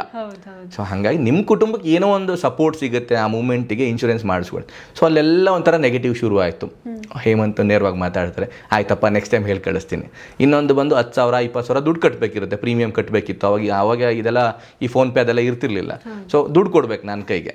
ನೋಡಕ್ಕೆ ಚಿಕ್ಕ ಹುಡುಗ ಇದ್ದಂಗಿದ್ದಾನೆ, ಇವನಿಗೆ ದುಡ್ಡು ಕೊಟ್ಟರೆ ಎತ್ಕೊಂಡು ಹೋಗ್ತಾನೋ, ಪಾಲಿಸಿನೇ ಕಟ್ತಾನೋ ಭಯ. ಸೊ ಅದರ್ಧ ಡ್ರಾಬ್ಯಾಕ್ ಆಗಿ ಶುರು ಆಯಿತು. ಸೊ ಇದು ಎಲ್ಲೋ ನನಗೆ ಅದು ಅರ್ಥ ಆಗ್ತಾ ಹೋಗ್ತಿತ್ತು. ಒಬ್ಬರ ಜೊತೆ ಇಂಟ್ರಾಕ್ಟ್ ಮಾಡುವಾಗ ಅವ್ರು ನನ್ನ ಬಗ್ಗೆ ಏನು ತಿಳ್ಕೊಳ್ತಾರೆ ಅಂತ ನನಗೆ ಅರ್ಥ ಆಗೋಗುತ್ತೆ. ಸೊ ದುಡ್ಡು ಕೊಡೋದ್ರಲ್ಲಿ ಎಲ್ಲೋ ಎಡವಟ್ಟು ಆಗ್ತಾ ಇದೆ. ಸೊ ಈ ಫೀಲ್ಡ್ ನನಗೆ ಸೆಟ್ ಆಗ್ತಾ ಇಲ್ಲ, ಅದಕ್ಕೆ ಇನ್ನೊಂದು ಟೈಮ್ ಬೇಕಿತ್ತು ಅನ್ನಿಸ್ತು. ಸೊ ಅದು ಡ್ರಾಪ್. ಸೊ ನೆಕ್ಸ್ಟ್ ಇನ್ನು ಸೊ ನನ್ನನ್ನು ನಾನು ರಿವೈಸ್ ಮಾಡ್ಕೊಳ್ತಾ ಹೋಗ್ತೀನಿ. ಪ್ರತಿ ಕೆಲಸ ಮಾಡುವಾಗಲೂ ನನ್ನನ್ನು ನಾನು ಕ್ವಶನ್ ಮಾಡ್ಕೊಳ್ತೀನಿ. ಇಂಟೀರಿಯರ್ ಮಾಡ್ತಾ ಇದ್ದೀನ, ಈ ಇಂಟೀರಿಯರ್ ಸರಿ ಬರ್ತಾ ಇದೆಯಾ, ನನಗೆ ಸರಿ ಅನ್ನಿಸ್ತಾ ಇದೆಯಾ ಅಂತ ಚೆಕ್ ಮಾಡ್ಕೊಳ್ತೀನಿ. ಇನ್ನೊಬ್ರು ನೋಡೋದಕ್ಕಿಂತ ಫಸ್ಟ್ ನನಗೆ ಸ್ಯಾಟಿಸ್ಫ್ಯಾಕ್ಷನ್ ಆಗಬೇಕು, ದೆನ್ ಕಸ್ಟಮರಿಗೆ ತೋರಿಸ್ತೀನಿ, ನೋಡಿ ಸರ್ ಹಿಂಗೆ ಮಾಡಿದ್ದೀನಿ ಅಂತ. ನನಗೆ ಸಮಾಧಾನ ಇಲ್ಲ ಅಂತ ಹೇಳಿದ್ರೆ ಅದನ್ನು ಕಿತ್ತು ಬಿಸಾಕು ಹೊಸದು ಮಾಡಿಸ್ತಿರ್ತೀನಿ. MK ಇಂಟೀರಿಯರ್ ಶುರುವಾಗಿ ಎಷ್ಟು ವರ್ಷ ಆಯಿತು ಸರ್? 2017 ಡಿಸೆಂಬರ್ 7. ಬಟ್ ಆ ದಿನ ಶುರು ಆಗೋದಕ್ಕೆ ಒಂಚೂರು ಬ್ಯಾಕ್ಗ್ರೌಂಡ್ ಇದೆ. ಸೊ ನಾನು ಈ ಥರ ಫ್ರೀಯಾಗಿ ಓಡಾಡ್ತಿದ್ದೆ. ನನಗೆ ಬಿಸ್ನೆಸ್ ಮಾಡಬೇಕು ಅಂತ ಆಸೆ, ಕೆಲಸದಲ್ಲಿ ಹೋಗ್ತಾ ಇದ್ದೆ, ಬಟ್ ಬಿಸ್ನೆಸ್ ಮಾಡಬೇಕು ಅಂತ ಆಸೆ ಇತ್ತು. ಹೀಗೆ ಯಾರೊಬ್ಬರು ಸಿಕ್ಕಿದ್ರು, ಅವ್ರ ಜೊತೆ ಬಿಸ್ನೆಸ್ ಮಾಡೋಕ್ಕೆ ನಂಗೆ ಸಪೋರ್ಟ್ ಮಾಡಿ ಅಂದರೆ, ಸೊ ಅವ್ರು ಸಪೋರ್ಟ್ ಮಾಡೋಕ್ಕೆ ಶುರು ಮಾಡಿದ್ರು. ಬಟ್ ಹೋಗ್ತಾ ಅವ್ರಿಗೂ ಬಿಸ್ನೆಸ್ಸಲ್ಲಿ ಸ್ವಲ್ಪ ಹೊಡ್ತಾ ಇತ್ತು. ಸೊ ಪಾರ್ಟ್ನರ್ಶಿಪ್ಪಲ್ಲಿ ಏನೋ ಮಾಡೋಕ್ಕೆ ಹೋಗಿ ಸ್ವಲ್ಪ ಎಡವಟ್ಟಾಗಿ ಆಲ್ಮೋಸ್ಟ್ 1.5 ವರ್ಷ ಏನೂ ಸಂಪಾದನೆ ಇಲ್ಲ. ಇವನ್ ಬೈಕ್ EMI ಕಟ್ಟು ಹಿಂಗಿದ್ದು ಪಟ್ ಅಂತ ಇಲ್ಲಿ ಬಿದ್ದಿದ್ದೀನಿ. ಆ ಕ್ಷಣಕ್ಕೆ ಹೆಂಗಿದೆ ಅಂದರೆ ನನ್ನ ಬೈಕ್ EMI ಕಟ್ಟಿಲ್ಲ 2 ತಿಂಗಳು. ಆ ಬೈಕ್ದು EMI ಕಲೆಕ್ಟ್ ಮಾಡೋನು ನನ್ನ ಫ್ರೆಂಡ್, ದಯವಿಟ್ಟು ಮಗ ಕಟ್ಬಿಡು, ನಾನು ಹೆಂಗೋ ಮಾತಾಡ್ಕೊಳ್ತೀನಿ ಅಂತ ಈ ಸ್ಟೇಜ್ಗೆ ಹೋಗಿತ್ತು. ಆ ಕ್ಷಣಕ್ಕೆ ಏನಾಗೋಯ್ತು, ಸಡನ್ ಆಗಿ ಹಿಂಗೆ ಬಿದ್ದ ತಕ್ಷಣ ಏನಾಗೋಯ್ತು, ಎಲ್ಲೋ ಒಂದು ಕಡೆ ಭಯ ಇರುತ್ತೆ. ಸೊ ಅದರಿಂದ ಆಚೆ ಬರಬೇಕು ಅನ್ನಿಸ್ತು ಪಾರ್ಟ್ನರ್ಶಿಪ್ಪಿಂದ. ಸೊ ಇಲ್ಲೇ ಇದ್ರೆ ನಾನು ಮುಂದಕ್ಕೆ ಹೋಗಲ್ಲ ಅಂತ ಗೊತ್ತಾಗೋಯ್ತು. ಸೊ ಆಚೆ ಬಂದಿದ್ದ ದಿನ ನನ್ನ ಜೇಬಲ್ಲಿ 2,000 ರೂಪಾಯಿ ಇತ್ತು. ಆ ಕ್ಷಣಕ್ಕೆ ಏನು ಮಾಡಬೇಕು ಗೊತ್ತಿಲ್ಲ. ಸೊ ನಮ್ಮ ತಾಯಿ ಹತ್ರ ಕೇಳಿದೆ ಏನು ಮಾಡಲಿ ಅಂತ. ಸೊ ನೀನು ಏನಾದರೂ ಮಾಡಿ ನಾನು ಸಪೋರ್ಟ್ ಮಾಡ್ತೀನಿ. ಸೊ ತಂದೆ ಇಲ್ಲ ಆ ಕ್ಷಣಕ್ಕೆ. ನಮ್ದೇನಂತ ಹೇಳಿದ್ರೆ ನಮಗೆ ಸಾಲ ಕೇಳೋದಕ್ಕೆ ಇಷ್ಟ ಇಲ್ಲ. ಯಾಕೆ ನಮ್ಮ ತಂದೆ ಅವತ್ತಿಂದಲೂ ಬೆಳೆಸಿದ ಹಾಗೇನೆ ಯಾರ ಹತ್ರನೂ ಕೈ ಒಡ್ಬೇಡಿ, ಕಷ್ಟ ಆದರೂ ಪರವಾಗಿಲ್ಲ ಕೈ ಒಡ್ಬೇಡ್ರಿ, ನಾಳೆ ಮುಂದೆ ಕೊಟ್ಟವ್ರು ಮಾತಾಡ್ತಾರೆ. ಸೊ ಆ ಕ್ಷಣಕ್ಕೆ ಬೈದಲ್ಲಿತ್ತು. ನಮ್ಮ ತಂದೆಯ ಸ್ನೇಹಿತರು 50,000 ರೂಪಾಯಿ ದುಡ್ಡು ಕೊಟ್ಟರು. ಆ ಕ್ಷಣದಲ್ಲಿ ಒಂದು ಅಂಗಡಿ ಹುಡುಕಿ, ಅದು ಬೆಂಗಳೂರು ಸಿಟಿಯಿಂದ ಸ್ವಲ್ಪ ಆಚೆ, ಈಗ ಸ್ವಲ್ಪ ಸಿಟಿ ಆಗ್ತಾಯಿದೆ, ಅದು ಕಡಬಗೆರೆ ಅಂತೇಳಿ ಬೈಯಂಡಳ್ಳಿ. ಅಲ್ಲಿ ಹೋಗಿ ಒಂದು ಚಿಕ್ಕ ಶಾಪ್ ಹುಡುಕಿ ಅವ್ರಿಗೆ ಓನರ್ಗೆ 2,000 ರೂಪಾಯಿ ಅಡ್ವಾನ್ಸ್ ಕೈಲಿದ್ದು ಕೊಟ್ಟು 50,000 ರೂಪಾಯಿ ಅಡ್ವಾನ್ಸು, 5,000 ರೂಪಾಯಿ ಬಾಡಿಗೆ ಅಲ್ಲಿ ಕೊಟ್ಟು ಅವರು ಕೊಡ್ತೀನಿ ನಾನು ಈಗ 25,000 ಅಡ್ವಾನ್ಸ್ ಕೊಡ್ತೀನಿ ಅಂತ ಹೇಳಿ 50,000 ರೂಪಾಯಿ ನಮ್ಮ ತಂದೆ ಫ್ರೆಂಡ್ ಹತ್ರ ಇಸ್ಕೊಂಡು ಬಂದು ಅವ್ರಿಗೆ 25,000 ಅಡ್ವಾನ್ಸ್ ಕೊಟ್ಟು ಇನ್ನು 25,000 ರೂಪಾಯಲ್ಲಿ ಮಾರ್ಕೆಟ್ಗೆ ಹೋಗಿ ಸಣ್ಣ ಪುಟ್ಟ ಮಿಷಿನ್ಸ್ಗಳು ತೊಗೊಂಬಂದೆ. ಸೊ ತೊಗೊಂಡು ಬಂದಾಗ ಫಸ್ಟ್ ಏನು ಮಾಡಬೇಕು, ಆ ಇರೋ ಮಿಷಿನಲ್ಲಿ ಅಂತೇಳಿ ಪ್ಲಾಸ್ಟಿಕ್ ಡೋರ್ಸ್, PVC ಡೋರ್ಸ್ ಬರುತ್ತಲ್ಲ ಬಾತ್ರೂಮ್ಗಳಿಗೆ ಯೂಸ್ ಮಾಡೋಂಥದ್ದು, ಆ ಡೋರ್ಗಳನ್ನ ಹಾಕೋದಕ್ಕೆ ಶುರು ಮಾಡೋದು. ನಮ್ಮ ತಾಯಿ ನಾನು ಇಬ್ಬರೇ ಕೆಲಸಗಾರರು ಆಗ. ಸೊ ಅವರು ನನ್ನ ಜೊತೆ ಬರೋರು, ಬೆಳಗ್ಗೆ ತಿಂಡಿ ಬೇಗ ಮಾಡಿ 5 ಗಂಟೆ 6 ಗಂಟೆಗೆ ಎದ್ದು ಓಡೋಕ್ಕೆ ಶುರು ಮಾಡಿ. ಸೊ ಯಾಕೆಂದರೆ ಝೀರೋ ಆಗಿದ್ದೀನಿ, ಹೇಗೆ ನಾವು ಬೆಳಿಬೇಕು. ಸೊ ನಾನು ಬಿಸ್ನೆಸ್ ಪಾರ್ಟ್ನರ್ ಆಗಿ ಮಾಡಿದ್ದು ರೆಡಿಮೇಡ್ ಡೋಸ್ ತಯಾರಿಸೋ ಫ್ಯಾಕ್ಟ್ರಿ ಮಾಡಿಸಿದ್ವಿ. ಸೊ ನಾನು ಅವ್ರ ಮುಂದೆ ಈಗ ಆಚೆ ಬಂದಿದ್ದೀನಿ, ಅವ್ರ ಮುಂದೆ ನಾನು ಮತ್ತೆ ಬೆಳಿಬೇಕು. ಸೊ ನಾನು ಮಿಷಿನ್ಸ್ ಬೇಕಮ್ಮ ಅಂತ ಹೇಳಿ ಮಾತಾಡೋದು. ಇದರಲ್ಲಿ ಸಂಪಾದನೆ ಶುರು ಆಯಿತು. 50,000 ಇದ್ದಿದ್ದು 5 ಲಕ್ಷದವರೆಗೂ ಬರೋಕ್ಕೆ ಶುರು ಆಯಿತು. ಸೊ ಅವಾಗ ನಿಧಾನವಾಗಿ ಒಂದು ಸ್ಪ್ಯಾಮ್ ಆಫ್ 1 ಇಯರ್ ಅಷ್ಟೇ. ಸೊ ಅಷ್ಟರೊಳಗೆ ನಾನು ಮಿಷಿನರಿ ಹಾಕಬೇಕು, ಫ್ಯಾಕ್ಟ್ರಿ ಮಾಡಬೇಕು. ಸೊ ಆ ಟೈಮಲ್ಲಿ ನನಗೆ ಬಾಡಿಗೆ ಕೊಟ್ಟಿದ್ದಾರಲ್ಲ ಓನರು, ಅಥವಾ ಅಲ್ಲಿಂದ ನಾವು ಒಂದು ಬಾಡಿಗೆಗೆ ಮನೆಗೆ ಬಂದ್ವಿ. ಸೊ ಅಲ್ಲಿಗೆ ಶಿಫ್ಟ್ ಆದ್ವಿ ಕಂಪ್ಲೀಟಾಗಿ. ಬಾಡಿಗೆ ಕೊಟ್ಟಿದ್ದು ಮನೆ ಓನರ್ ಸಪೋರ್ಟ್ ಮಾಡಿದ್ರು, ಬಾಡಿಗೆ ಕೊಟ್ಟಿದ್ದು ಅಂಗಡಿಯವರು. ರಾಜು ತುಂಬ ಒಳ್ಳೆ ಹುಡುಗ, ನಾನು ಶುರು ಮಾಡಿ ಅವ್ರು ನಾನು ರಾಜು ಅಂತ ಕರೀತಾರೆ. ಸೊ ರಾಜು ತುಂಬ ಒಳ್ಳೆ ಹುಡುಗ. ಸೊ ನಿಮ್ಗೆ ಏನಾದ್ರು ಸಪೋರ್ಟ್ ಬೇಕೇ ನಾನು ಮಾಡ್ತೀನಿ ಅಂತ ಹೇಳಿದ್ರು. ಸೊ ವ್ಯವಹಾರಕ್ಕೆ ದುಡ್ಡು ಕೊಡೋಕ್ಕೆ ಶುರು ಮಾಡಿದ್ರು, ಕೊಟ್ಟು ತಗೊಂಡು ವಾಪಸ್ ಈ ವ್ಯವಹಾರ ಮಾಡೋಕ್ಕೆ ಶುರು ಮಾಡಿದ್ವಿ. ಸೊ ಸಪೋರ್ಟ್ ಮಾಡ್ತಾ ಹೋದರು. ಸೊ ಈಗ ಫ್ಯಾಕ್ಟ್ರಿ ಮಾಡಬೇಕು, ನನಗೆ ದೊಡ್ಡದಾಗಿ ಮಾಡಬೇಕು ಅಂತ ಹೇಳಿ ಫ್ಯಾಕ್ಟ್ರಿ ಮಾಡಬೇಕು. ಸೊ ದುಡ್ಡಿಲ್ಲ ಆ ಕ್ಷಣಕ್ಕೆ, ಸಂಪಾದನೆ ಎಲ್ಲ ಬಂದವು. ಈಗ ಅಲ್ಲಿ ಇಲ್ಲಿ ಸಣ್ಣ ಪುಟ್ಟದಕ್ಕೆ ಮುಗೀತಾ ಇದೆ. ಇದು ದೊಡ್ಡದಾಗಿ ಇನ್ವೆಸ್ಟ್ಮೆಂಟ್ ಬೇಕು. ಸೊ ನಮ್ಮ ತಾಯಿದು ತಾಳಿ ಸರದಿಂದ ಹಿಡಿದು ನಮ್ಮ ಅಕ್ಕನ ತಾಳಿ ಸರ, ಮಾಂಗಲ್ಯ, ಬಳೆ ಎಲ್ಲನೂ. ಸೊ ಅಡ ಇಟ್ಟರೆ ದುಡ್ಡು ಕಡಿಮೆ ಬರುತ್ತೆ. ಸೊ ಸೇಲ್ ಮಾಡಿಬಿಟ್ಟೆ ಒಂದೇ ಸಲ. ಸೊ ಅವತ್ತಿಗೆ ಆಲ್ಮೋಸ್ಟ್ ಬರೀ 5.5 ಲಕ್ಷ ಅವತ್ತು 2017ನೇ ಇಸ್ವಿಲಿ. ಸೊ ಅಷ್ಟಕ್ಕೆ ಎಲ್ಲ ಇರೋದೆಲ್ಲ ಒಡವೆ ಝೀರೋ. ಸೊ ಸೇಲ್ ಮಾಡಿ ಕರಿಮಣೆ ಸರ್ ಹಾಕೊಂಡ್ರು. ಅವ್ರು ನಂಗೆ ಬೇಜಾರಿಲ್ಲ, ನೀನು ಚೆನ್ನಾದ್ರೆ ಇವತ್ತು ನಾಳೆ ಮಾಡಿಕೊಡ್ತೀವಿ. ಯಾಕೆಂದರೆ ಹಿಂದೇನೂ ಅದೇ ಥರ ದುಡ್ದಿದ್ವಿ, ಮಾಡಿದ್ವಿ ನಾವೆಲ್ಲರೂ ಸೇರ್ಕೊಂಡು, ತಂದೆ ತಾಯಿ ಅಮ್ಮ ಎಲ್ಲರೂ ಸೇರ್ಕೊಂಡು ದುಡ್ಡು ಮಾಡ್ಕೊಂಡಿದ್ದೆ. ಅವತ್ತಿಂದು ಇಲ್ಲಿ ಬೆಂಗಳೂರಿಗೆ ಬಂದಾಗ ಸ್ವಲ್ಪ ಕೆಲೆ ಬಂದಿದ್ವಿ. ಸೊ ದುಡ್ದಿದ್ದು ವಾಪಸ್ ದುಡ್ಡು ಇಡಬೇಕು ಅಂತೇಳಿ ಎಲ್ಲ ಕೊಟ್ಟು ಸೇಲ್ ಮಾಡಿ ಮಿಷಿನರೀಸ್ ಶುರು ಮಾಡಿದೆ. ಸೊ ಎಫರ್ಟ್ ಮತ್ತೆ ನಾನು ನಮ್ಮ ತಾಯಿನೇ ಲೇಬರ್ಸು. ಸೊ ಅವರು ಅದೆಲ್ಲ ವೆಯ್ಟ್ ಇರುತ್ತೆ ಡೋರ್, ಆ್ಯಕ್ಚುಲಿ 30-32 kg ಇರುತ್ತೆ. ಅವ್ರು ಕಷ್ಟಪಟ್ಟು ನನಗಿಂತ ಜಾಸ್ತಿ ಕಷ್ಟಪಡೋರು ಅವರು. ನಾನು ಹೊರಗಡೆ ಹೋದರೆ ಅವರೇ ಎಲ್ಲ ರೆಡಿ ಮಾಡಿ ಇಡ್ತಿದ್ರು. ಸೊ ಹೀಗೆ ಮಾಡ್ತಾ ಒಂದೊಂದೇ ಸ್ಟೆಪ್. ಈಗ ಇದನ್ನು ಮಾಡುವಾಗ ನೆಕ್ಸ್ಟ್ ಪ್ಲಸ್ ಬೇಕೇ ಬೇಕು. ಸೊ ಯಾಕಂದರೆ ಇದೊಂದು ರೊಟೀನ್. ಈ ರೆಡಿಮೇಡ್ ಡೋರ್ಸ್ ಅನ್ನೋದೇನಿದೆ ತುಂಬ ಕಾಂಪಿಟೇಷನ್ ಇದೆ. ಸೊ ಬೇರೆ ಫ್ಯಾಕ್ಟ್ರಿ ಅಲ್ಲಿ ನಾನು ಕಸ್ಟಮರ್ ಈಗ ಅಂಗಡಿಗಳಿಗೆ ಸಾಲ ಕೊಡಬೇಕು, ಅವ್ರು ಸಾಲ ರಿಕವರಿ ಮಾಡೋಕ್ಕೆ ಹೋಗಬೇಕು, ಅದ್ರಲ್ಲಿ ಪ್ರಾಫಿಟ್ ಮಾರ್ಜಿನ್ ತುಂಬ ಕಡಿಮೆ. ಸೊ ಹಿಂಗೆ ಮಾಡ್ತಾ ಹೋದರೆ ನಾನು ಸರ್ವೈವ್ ಆಗೋದು ಕಷ್ಟ ಇದೆ ಅಂತ ಹೇಳಿ ಮತ್ತು ಸ್ವಲ್ಪ ದೊಡ್ಡದಾಗಿ ಮಾಡಬೇಕು ಅಂತ ಜೊತೆ ಇಂಟೀರಿಯರ್ ಮಾಡ್ಬೋದು. ಯಾಕೆಂದರೆ ಇದು wood related, door related interior. So ಮನೆಗೆ ಡೋರ್ ಕೊಟ್ಟವ್ರಿಗೆ ಇಂಟೀರಿಯರ್ ಮಾಡಿಸ್ಕೊಳ್ತಾರೆ. ಅವಾಗ ಇಷ್ಟು ಭೂಮಿ ಇರಲಿಲ್ಲ ಇಂಟೀರಿಯರ್ದು. ಎಲ್ಲೋ ಒಬ್ಬರು ಇಬ್ಬರು ಮ್ಯಾಕ್ಸಿಮಮ್ ಅಂದರೆ ಒಂದು 5 ಲಕ್ಷ ಖರ್ಚು ಮಾಡಿ ಇಂಟೀರಿಯರ್ ಮಾಡಿಸಿದ್ರು ದೊಡ್ಡದವಾಗ. ಸೊ ಅವ್ರನ್ನ ಕಾಡಿಬೇಡಿನಕ್ಕೆ ಅಂತ ಪ್ಲಾನ್ ಮಾಡಿದ್ವಿ. ಅಷ್ಟರಲ್ಲಿ ನಮ್ಮ ಅಕ್ಕ ಸಪೋರ್ಟ್ ಮಾಡೋಕ್ಕೆ ಶುರು ಮಾಡಿದ್ರು. ಅವ್ರ ರಿಲೇಟಿವ್ ಒಬ್ಬರು ಮನೆ ಕಟ್ತಾ ಇದ್ರು. ಸೊ ಇಂಟೀರಿಯರ್ ನಮ್ಮ ಸ್ವಾಮಿನೇ ಮಾಡ್ತಾನೆ, ನಮ್ಮ ಹುಡುಗನೇ ಮಾಡ್ತಾನೆ ಅಂತ ಹೇಳಿ ರೆಫರ್ ಮಾಡಿ ಅವ್ರ ಹತ್ರ ನಾನು ಮಾಡ್ತೀನಿ ಸುಳ್ಳು, ನನಗೆ ಇದ್ರ ಬಗ್ಗೆ ಝೀರೋ ನಾಲೆಡ್ಜ್. ಸೊ ನಾನು ಮಾಡ್ತೀನಿ, ಸೊ ಇಂಟೀರಿಯರ್ ಮಾಡ್ತೀನಿ ಅಂತ ಹೇಳಿ ಅವ್ರ ಹತ್ರ ರೆಫರೆನ್ಸ್ ತೊಗೊಂಡು ಅವ್ರದ್ದು 4 ಲಕ್ಷ ರೂಪಾಯಿ ಪ್ರಾಜೆಕ್ಟ್ ಅವತ್ತಿನ. ಸೊ ನನಗೆ ಆ ಕ್ಷಣದಲ್ಲಿ ಅವ್ರು 4 ಲಕ್ಷ ರೂಪಾಯಿ ಪ್ರಾಜೆಕ್ಟ್ ಕೊಟ್ಟಾಗ ಹೆಂಗಿತ್ತು ಮನಸ್ಸು ಅಂತ ಹೇಳಿದ್ರೆ, ನನ್ನನ್ನು ನಮ್ಮ ಒಬ್ಬರು ವ್ಯಕ್ತಿ ದುಡ್ಡು ಕೊಡ್ತಾ ಇದ್ದಾರೆ. ಸೊ ಆ ನಂಬಿಕೆ ಎಷ್ಟೇ ಕಷ್ಟ ಪರವಾಗಿಲ್ಲ ನಾನು ಉಳಿಸ್ಕೊಳ್ಬೇಕು, ಹಗಲು ರಾತ್ರಿ ಕಷ್ಟಪಟ್ಟರು ಪರವಾಗಿಲ್ಲ ಅಂತ ಹೇಳಿ ಆ ಕೆಲಸ ತೊಗೊಂಡೆ. ಇಲ್ಲಿ ಫ್ಯಾಕ್ಟ್ರಿ ಹೋಲ್ಡ್ ಆಯ್ತು. ಅವಾಗ ಆ ಕಡೆ ಓಡಾಡೋಕ್ಕೆ ಶುರು ಮಾಡಿದ್ರೆ ಗುಬ್ಬಿನಲ್ಲಿ ಫಸ್ಟ್ ಪ್ರಾಜೆಕ್ಟ್ ಮಾಡಿದ್ದು. ಇಲ್ಲಿ ಫ್ಯಾಕ್ಟ್ರಿ ಹೋಲ್ಡ್ ಆಯಿತು. ಸೊ ಇಬ್ಬರು ಲೇಬರ್ಸ್ ಕರ್ಕೊಂಬಂದರೆ ಅವರು ಬೆಳಗ್ಗೆ ಎದ್ರೆ ಇರ್ತಿರ್ಲಿಲ್ಲ, ಬೈಯಂಗೆ ಇರ್ತಿರ್ಲಿಲ್ಲ ಲೇಬರ್ಗಳಿಗೆ. ಇಲ್ಲಿ ಕೆಲಸ ಮಾಡು, ಬೆಳಗ್ಗೆ 9-10 ಗಂಟೆ ತನಕ ಇಲ್ಲಿ ಕೆಲಸ ಮಾಡು, 6 ಗಂಟೆಗೆ ಎದ್ದೇಳು ಕೆಲಸ ಮಾಡು, ಇಮಿಡಿಯೇಟ್ಲಿ ಸೈಟ್ಗೆ ಹೋಗು ನೋಡು, ಈ ಥರ ಆಗಿ ಶುರು ಆಗೋಯ್ತು. ಕಷ್ಟ ಆದರೂ ಪರವಾಗಿಲ್ಲ, ಫ್ಯಾಕ್ಟ್ರಿ ಹೋಲ್ಡ್ ಆದ್ರೂ ಪರವಾಗಿಲ್ಲ ಅಂತ ಆ ಬಿಲ್ಡಿಂಗಲ್ಲಿ, ಇಡೀ ಬಿಲ್ಡಿಂಗಲ್ಲಿ ಪೂರ್ತಿ ಕೆಲಸಕ್ಕೆ ಹುಡುಗರ ಜೊತೆ ಸುಮ್ಮನೆ ಕೂತಿದ್ದೀನಿ, ಜಸ್ಟ್ ತಿಳ್ಕೊಳ್ಳೋದಕ್ಕೆ ಹೇಗೆ ಮಾಡ್ತಾರೆ ಹುಡುಗರು. ಗೊತ್ತಿಲ್ಲ ನಿನ್ಗೆ ಏನೋ ಮಾಡುತ್ತೆ ಬಿಟ್ಬಿಟ್ಟಿದ್ದೀನಿ, ಅವ್ನಿಗೆ ಗೊತ್ತಿರೋದು ಮಾಡಿಸ್ತಾ ಇದ್ದೀನಿ.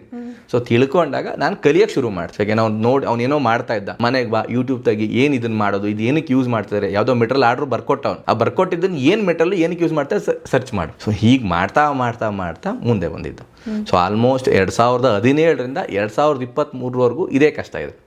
ಅಲ್ಲಿವರೆಗೂ ಝೀರೋ ಪ್ರಾಫಿಟ್. ನಾನು ಸಂಪಾದನೆ ಮಾಡಿದ್ದು ಅಲ್ಲಿಗೆ ಅಂದರೆ ಮ್ಯಾಕ್ಸಿಮಮ್ ಮಾರಿದ ಒಡವೆಗಳನ್ನ ರಿಟರ್ನ್ ಮಾಡಿಸ್ಕೊಂಡಿದ್ದೀನಿ ಅಷ್ಟೇ. ಸೊ ನನ್ನ ಲಾಭ ಅಂತ ಇಲ್ಲ, ಪ್ಲಸ್ 20 ಲಕ್ಷ ಸಾಲ ಇದೆ ಆ ಕ್ಷಣಕ್ಕೆ. ಹಾ, ಈಗ 2023ವರೆಗೂ. ಯಾವತ್ತಾದ್ರೂ ಯಾಕೆ ಈ ಫೀಲ್ಡ್ಗೆ ಬಂದೆ ಅಂತ ಅನ್ಸ್ತಾ ಆ ಟೈಮಲ್ಲಿ? ಇಲ್ಲ ಮೇಡಮ್, ಅನ್ಸೋದಿಲ್ಲ. ನನಗೆ ಇದು ಅಂತ ಅಲ್ಲ, ಯಾವುದೂ ನನಗೆ ಬೇಜಾರಲ್ಲ. ತಪ್ಪೇನಾದರೂ ಇದ್ರೆ ಅಲ್ಲಿ ನನಗೇನಾದ್ರು ಎಡವಟ್ಟಾಗ್ತಾ ಇದ್ರೆ ಅದು ನನ್ನ ತಪ್ಪಿರುತ್ತೆ ಹೊರತು ಆ ಕ್ಷೇತ್ರದ್ದಲ್ಲ. ಸೊ ನಾನು ಎಲ್ಲೋ ಹೋಗ್ತಾ ಇರೋ ದಾರಿ ಕರೆಕ್ಟ್ ಆಗಿಲ್ಲ, ಅಥವಾ ನಾನು ಸೆಲೆಕ್ಟ್ ಮಾಡ್ಕೊಳ್ತಾ ಇರೋ ವಿಚಾರಗಳು ಸರಿ ಇಲ್ಲ, ನಾನು ಎಲ್ಲೋ ಬೇರೆ ಸ್ಟೆಪ್ ಇಡಬೇಕಿತ್ತು. ಸೊ ಇದೇ ನನಗಾಗಿದ್ದು. 2017ರಿಂದ 23ವರೆಗೂ ನನಗೆ ಪ್ರಾಫಿಟ್ ಅನ್ನೋದು ನಾನು ನೋಡ್ತಾ ಇಲ್ಲ. ಯಾಕೆ? ಸೊ ಕ್ವಶನ್ ಮಾಡ್ಕೊಳ್ತೀನಿ, ನಾನು ಪ್ರಶ್ನೆ ಮಾಡ್ಕೊಳ್ಳೋದು ಅಲ್ಲೇನೆ. ಸೊ ಆಗ ನನಗೆ ಈ ಕ್ಷೇತ್ರದ ಇದು ನಾನು ಎಲ್ಲೋ ಒಂದು ಕ್ಷೇತ್ರಕ್ಕೆ ಮುಂದೆ ಹೆಜ್ಜೆ ಇಟ್ಬಿಟ್ಟಿದ್ದೀನಿ. ಸೊ ಇಲ್ಲಿ ಏನಾದರೂ ಮಾಡಬೇಕಿದೆ. ಕೆಲಸ ಚೆನ್ನಾಗಿದೆ, ತಲೆ ಚೆನ್ನಾಗಿದೆ, ಕಸ್ಟಮರ್ಗಳು ನಂಬಿಕೆ ಉಳಿಸ್ಕೊಳ್ತಾ ಇದ್ದೀನಿ, ಬಟ್ ಪ್ರಾಫಿಟ್ಗೆ ಅನ್ನೋ ವೇ ಸಿಗ್ತಾ ಇಲ್ಲ. ಸೊ ಆಗ ಕ್ವಶನ್ ಏನೋ ಒಂದು ಚೇಂಜಸ್ ಮಾಡಬೇಕು ಅಂತ ಹೇಳಿ ರೆಗ್ಯುಲರಾಗಿ ನಾನು ಇಂಟೀರಿಯರ್ ಮಾಡ್ತಾ ಇದ್ದೆ, ಬೇರೆಯವನು ಇಂಟೀರಿಯರ್ ಮಾಡ್ತಾ ಇದ್ದಾರೆ, ಬೇರೆ ಬೇರೆ ಕಂಪ್ನಿಗಳೆಲ್ಲರೂ ಇಂಟೀರಿಯರ್ ಮಾಡ್ತಾ ಇದ್ದಾರೆ, ನಾನು ಇಂಟೀರಿಯರ್ ಮಾಡ್ತೀನಿ. ಸೊ ಕಸ್ಟಮರ್ ಏನು ಮಾಡ್ತಾಯಿದ್ರು, ಕೊಟೇಶನ್ ಇಟ್ಕೊಂಡು ಕಂಪೇರ್ ಮಾಡೋಕ್ಕೆ ಶುರು ಮಾಡ್ತಾಯಿದ್ರು. ಅವ್ರದ್ದೇನು ನಿಮ್ದೇನು, ಯಾಕೆಂದರೆ ನಾವಿಬ್ಬರು ಒಂದೇ ಥರ ಕೆಲಸ ಮಾಡ್ತೀವಿ, ಬಟ್ ಕೊಟೇಶನ್ ಡಿಫ್ರೆನ್ಸ್ ಎಷ್ಟಿದೆ. ಸೊ ಪ್ರಾಫಿಟ್ ಮಾರ್ಜಿನ್ ಅವ್ರು ಜಾಸ್ತಿ ಇದೆ, ನಮ್ಮ ಜಾಸ್ತಿ ಇದೆ, ಯಾರು ಕಡಿಮೆ ಇದ್ರು ಅವ್ರಿಗೆ ಕೆಲಸ ಕೊಡ್ತಾಯಿದ್ರು. ಸೊ ನಾನು ಎಲ್ಲೋ ಎಡುತ್ತಾ ಇದ್ದೀನಿ. ಸೊ ಎಲ್ಲರ ಜೊತೆ ಥರನೇ ನಾನು ಇದ್ದರೆ ನನಗೆ ಇಲ್ಲಿ ಸಂಪಾದನೆ ಕಡಿಮೆ ಆಗುತ್ತೆ, ಅವ್ನು ಬೆಲೆ ಸಿಗಲ್ಲ ಅಂತ ಅನಿಸಿ, ಸೊ ಸಮಥಿಂಗ್ ಏನೋ ಕ್ರಿಯೇಟಿವ್ ಆಗಿ ಚೇಂಜ್ ಮಾಡಬೇಕು. ಸೊ ಆ ಕ್ಷಣಕ್ಕೆ ನನ್ನ ಸ್ನೇಹಿತರದ್ದು ಒಂದು ಮನೆ ಸಿಕ್ತು. ಸೊ ಆ ಕೆಲಸ ನನಗೆ ಸಿಗೋ ಚಾನ್ಸ್ ಇರಲಿಲ್ಲ. ಅದು ಏನೋ ಬೈಲಕ್ ನನಗೆ ಆ ಮನೆ ಸಿಕ್ತು. ಆ್ಯಂಡ್ ಅವ್ರು ನನಗೆ ತುಂಬ ಫ್ರೀಡಮ್ ಕೊಟ್ಟರು. ಫಸ್ಟ್ ಪ್ರಾಜೆಕ್ಟ್ ನಾನು 10 ಲಕ್ಷಕ್ಕಿಂತ ಜಾಸ್ತಿ ಮಾಡಿದ್ದು. ಅವ್ರು ನನಗೆ ಕಂಪ್ಲೀಟ್ ಫ್ರೀಡಮ್. ಹೇಮಂತ್ ನಿನಗೆ ಏನು ಅನ್ಸುತ್ತೆ ಅದನ್ನು ಮಾಡು ಅಂತ ಹೇಳಿ ಬಿಟ್ಕೊಟ್ರು. ಸೊ ಅದು ಅವತ್ತಿನ ದಿನ ಕೂತು ಹೊಸ್ದಾಗಿ ಏನೋ ಮಾಡಬೇಕು ಅಂತ ಹಗಲು ರಾತ್ರಿ ಕಷ್ಟಪಟ್ಟಿದ್ದೀವಿ. ಸೊ ಹೊಸ್ದಾಗಿ ಮಾಡಿದ್ದು ಆ ವಿಡಿಯೋ ಮಾಡಿ ಯೂಟ್ಯೂಬ್ ಚಾನಲ್ ಹಾಕ್ತೆ. ಆ್ಯಕ್ಚುಲಿ ಫೋರ್ಸ್ ಮಾಡಿದ್ದು ನಾನು ಇವತ್ತು ಸೋಷಿಯಲ್ ಮೀಡಿಯಾಗೆ ಇವತ್ತು ಏನಾದ್ರು ಪೇಜ್ ಕ್ರಿಯೇಟ್ ಆಗಿದೆ, ನಂದು ಇಂಟೀರಿಯರ್ಸ್ ಬೈ ಹೇಮಂತ್ ಅಂತ ಇನ್ಸ್ಟಾಗ್ರಾಮ್ ಪೇಜ್ ಇವತ್ತು ಸುಮಾರು 3.5 ಲಕ್ಷ ಜನಕ್ಕೆ ರೀಚ್ ಆಗಿದೆ ಅಂತ ಹೇಳಿದ್ರೆ ಅದಕ್ಕೆ ಅವ್ರ ಕಾರಣ. ಅವರೇ ಫೋರ್ಸ್ ಮಾಡಿದ್ದು, ನೀನು ಸೋಷಿಯಲ್ ಮೀಡಿಯಾ ಎಲ್ಲರೂ ಯೂಟ್ಯೂಬಲ್ಲಿ ತೆಗೆದು ಹಾಕ್ತಾರೆ, ವೀಡಿಯೋ ಮಾಡಿ ಹಾಕ್ತಾರೆ, ನಿನಗೇನು ನೀನು ಚೆನ್ನಾಗೆಲ್ಲ ಮಾಡ್ತೀಯ ಅಂತ ಹೇಳಿ ಫೋರ್ಸ್ ಮಾಡಿ ವಿಡಿಯೋ ಹಾಕ್ಸೋಕ್ಕೆ ಶುರು ಮಾಡಿಸಿದ್ರು 2023ನಲ್ಲಿ. ಅಲ್ಲಿವರೆಗೂ ನಂದು ಕೆಲಸ ತುಂಬ ಚೆನ್ನಾಗಿತ್ತು. ನಾನು ಇವತ್ತಿನವರೆಗೂ ಯಾವ ಬಿಲ್ಡಿಂಗ್ ಹೋಗಿ ನಾನು ಮಾರ್ಕೆಟಿಂಗ್ ಮಾಡಿಲ್ಲ, ನೀವು ನನಗೆ ಕೆಲಸ ಕೊಡಿ ಅಂತ ಯಾರನ್ನೂ ಕೇಳಿಲ್ಲ. ಬಟ್ ಒಂದು ಬಿಲ್ಡಿಂಗ್ ಮಾಡಿದ್ದು ಗೃಹ ಪ್ರವೇಶ ದಿನ ಬರ್ತಿದಾರಲ್ಲ ಜನ, ಅವರು ಕೆಲಸ ಚೆನ್ನಾಗಿದೆ, ನಮ್ಮ ಮನೆದು ಮಾಡ್ಕೊಡಿ ಅಂತ ರೆಫರೆನ್ಸ್ ಹೋಗ್ತಾ ಇತ್ತು. ಸೊ ಆ ರೆಫರೆನ್ಸ್ ಮೇಲೆ 4 ವರ್ಷ ಕೆಲಸ ಮಾಡಿದ್ದೀನಿ. ಬಟ್ ಆ ರೆಫರೆನ್ಸ್ ಬಂದಾಗ ಏನಾಗ್ತಿತ್ತು, ನನಗೆ ಲಾಭ ಇಡಬೇಕು ಅನ್ನೋದು ಗೊತ್ತಾಗ್ತಿರ್ಲಿಲ್ಲ. ಹೇಗೆ ಲಾಭ ಮಾಡಬೇಕು ಗೊತ್ತಿಲ್ಲ. ಕೆಲಸ ಮಾಡು, ಇನ್ನೂ ಚೆನ್ನಾಗಿ ಮಾಡು, ರೇಟ್ ಮಾತಾಡುವಾಗ ಒಂದು ರೇಟಿಗೆ ಮಾತಾಡ್ಬಿಡ್ತಿದ್ವಿ, ಜನರಲ್ ರೇಟ್ಗೆ, ಯಾಕಂದರೆ ಬೇರೆಯವ್ರಿಗೆ ಕಾಂಪಿಟೇಷನ್ ಇರ್ತಿತ್ತಲ್ಲ. ಬಟ್ ಮಾಡುವಾಗ ನನಗೆ ಒಳ್ಳೆ ಕ್ವಾಲಿಟಿನೇ ಮಾಡಬೇಕು, ಕೆಲಸ ಚೆನ್ನಾಗೇ ಮಾಡಬೇಕು. ಪ್ರಾಫಿಟ್ ಹೋಗಿ ಖರ್ಚು ಲೆವೆಲ್ಗೆ ಈಕ್ವಲ್ ಆಗಿ ಕೆಲವೊಂದ್ಸಲ ಈ ಕೋವಿಡ್ ಟೈಮಲ್ಲಿ ನನಗೆ ಆಲ್ಮೋಸ್ಟ್ ಒಂದು ಬಿಲ್ಡಿಂಗ್ ಮಾಡೋದು, ಅದು ಆಲ್ಮೋಸ್ಟ್ ಖರ್ಚು ಮುಗ್ದಿತ್ತು. ನನಗೆ ಅವ್ರು ಕೊಟ್ಟಿರೋ ದುಡ್ಡು ಮುಗ್ದಿತ್ತು, ತುಂಬ ಬೇಕಾದವ್ರು. ಹುಡುಗರು ಊರಿಗೆ ಹೋಗ್ಬಿಟ್ರು, ಕೋವಿಡ್ ಆದ್ಮೇಲೆ ಎಲ್ಲ ಭಯ ಬಿದ್ದು ಊರಿಗೆ ಹೊಟ್ಟೋಗ್ಬಿಟ್ರು. ಸೊ ವಾಪಸ್ ಕರೆಸ್ಕೋಬೇಕು, ಇವ್ರದ್ದು ಗೃಹ ಪ್ರವೇಶ ಇದೆ. ಫ್ಲೈಟ್ ಟಿಕೆಟ್ ಬುಕ್ ಮಾಡಿದ್ದೀನಿ. ಸೊ ಆ ಟೈಮಲ್ಲಿ ಫ್ಲೈಟ್ ಟಿಕೆಟ್ ಬಂದು ಇಬ್ಬರು ಹುಡುಗರಿಗೆ 58,000 ರೂಪಾಯಿ ಆಗಿತ್ತು 2019ರಲ್ಲಿ. ಅವತ್ತು ನನಗೆ ತುಂಬ ಹೊರೆ ಅಮೌಂಟ್ ಅದು. 58,000 ಪ್ಲಸ್ ಟ್ರಾನ್ಸ್ಪೋರ್ಟ್ ಅಂತ ಲೆಕ್ಕ ಹಾಕಿದ್ರು ಹತ್ತಿರ 1 ಲಕ್ಷ ರೂಪಾಯಿ ಬಂದಿದೆ ಅವ್ನಿಗೆ ಬರೀ ಕರ್ಸ್ಕೊಳ್ಳೋದಕ್ಕೆ ಇಬ್ಬರು ಹುಡುಗರನ್ನ. ಸೊ ಅವರಿಲ್ಲದೆ ಕೆಲಸ ಆಗ್ತಾ ಇಲ್ಲ. ಸೊ ಖರ್ಚು ಮಾಡಿದೆ, ಓನರ್ ಕೊಡೋಕೆ ರೆಡಿ ಇಲ್ಲ. ಸೊ ಬಟ್ ನಾನು ಅದೊಂದು ನಂಬಿಕೆ ಉಳಿಸ್ಕೋಬೇಕಿತ್ತು, ಕಷ್ಟಪಟ್ಟು ಆ ಬಿಲ್ಡಿಂಗ್ ಮಾಡಿದಾಗ ಅವ್ರು ಇವತ್ತಿಗೂ ಎಲ್ಲೇ ಸಿಕ್ಕಿದ್ರು ಬನ್ನಿ ಅಂತ ಖುಷಿಯಿಂದ ಮಾತಾಡ್ತಾರೆ. ಆ ಖುಷಿ ಅವತ್ತು 1 ಲಕ್ಷ ಹೋದ್ರೆ ಹೋಗ್ಲಿ ಬಿಡು ಅನ್ನಿಸ್ಬಿಡ್ತು. ಸೊ ಅದು ಇಲ್ಲಿವರೆಗೂ ಮುಂದಕ್ಕೆ ತಳ್ಕೊಂಡು ಹೋಗ್ತಾ ಇದೆ. ಸೊ ನೆಕ್ಸ್ಟ್ ಸೋಷಿಯಲ್ ಮೀಡಿಯಾಗೆ ಬರೋಕೆ ಮುಂಚೆ ಈಗ ಮೌಂಟ್ ಪಬ್ಲಿಸಿಟಿ ನಡೀತಾ ಇತ್ತು. ಒಂದು ಸೋಷಿಯಲ್ ಮೀಡಿಯಾ ಕಾಲಿಟ್ಟಾಗ ಗೊತ್ತಿಲ್ಲ, ದೇವ್ರ ದಯ, ಜನರ ಪ್ರೀತಿ, ಅದು ನನ್ನ ಎಷ್ಟು ಬಿಸಿ ಮಾಡಿದೆ ಅಂದರೆ ಇವತ್ತು ನನ್ನ ಮೇಲೆ ನನಗೆ ಬೇಜಾರಾಗುತ್ತೆ, ಅಷ್ಟು ಬಿಸಿ ಮಾಡಿದೆ.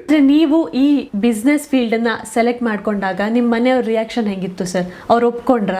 ಅವ್ರದ್ದು ಒಂದೇ ಮಾತು, ನೀನು ಏನಾದರೂ ಮಾಡು, ನಾನು ಸಪೋರ್ಟ್ ಮಾಡ್ತೀನಿ. ಸರ್ ನೀವು ಹೇಳಿದ್ರಿ ಮುಂಚೆ ನಾವು ಶುರು ಮಾಡಿದ್ದು ವುಡ್ ವರ್ಕ್ಸ್ ಇಂದ ಅಂತ ಹೇಳಿ. ವುಡ್ ವರ್ಕ್ಸ್ ಇಂದ MK ಇಂಟೀರಿಯರ್ಸ್ ವರ್ಗು ಜರ್ನಿ ಹೆಂಗಿತ್ತು ಸರ್? ನಾವು ಶುರು ಮಾಡಿದ್ದು ಪ್ಲೈವುಡ್ ಡೋರ್ಗಳನ್ನ ರೆಡಿ ಮಾಡೋದ್ರಿಂದ ರಿಲೇಟೆಡ್ ವುಡ್ ವರ್ಕ್ ಶುರು ಮಾಡ್ಕೊಂಡೆ ಸಂಪಾದನೆಗೋಸ್ಕರ. ಇಲ್ಲಿ ಏನೋ ಕ್ರಿಯೇಟಿವ್ ಆಗಿ ಮಾಡ್ಬೋದು ಅನ್ನಿಸ್ತು, ಜನಗಳು ನೋಡೋಕೆ ಶುರು ಮಾಡಿದ್ರು.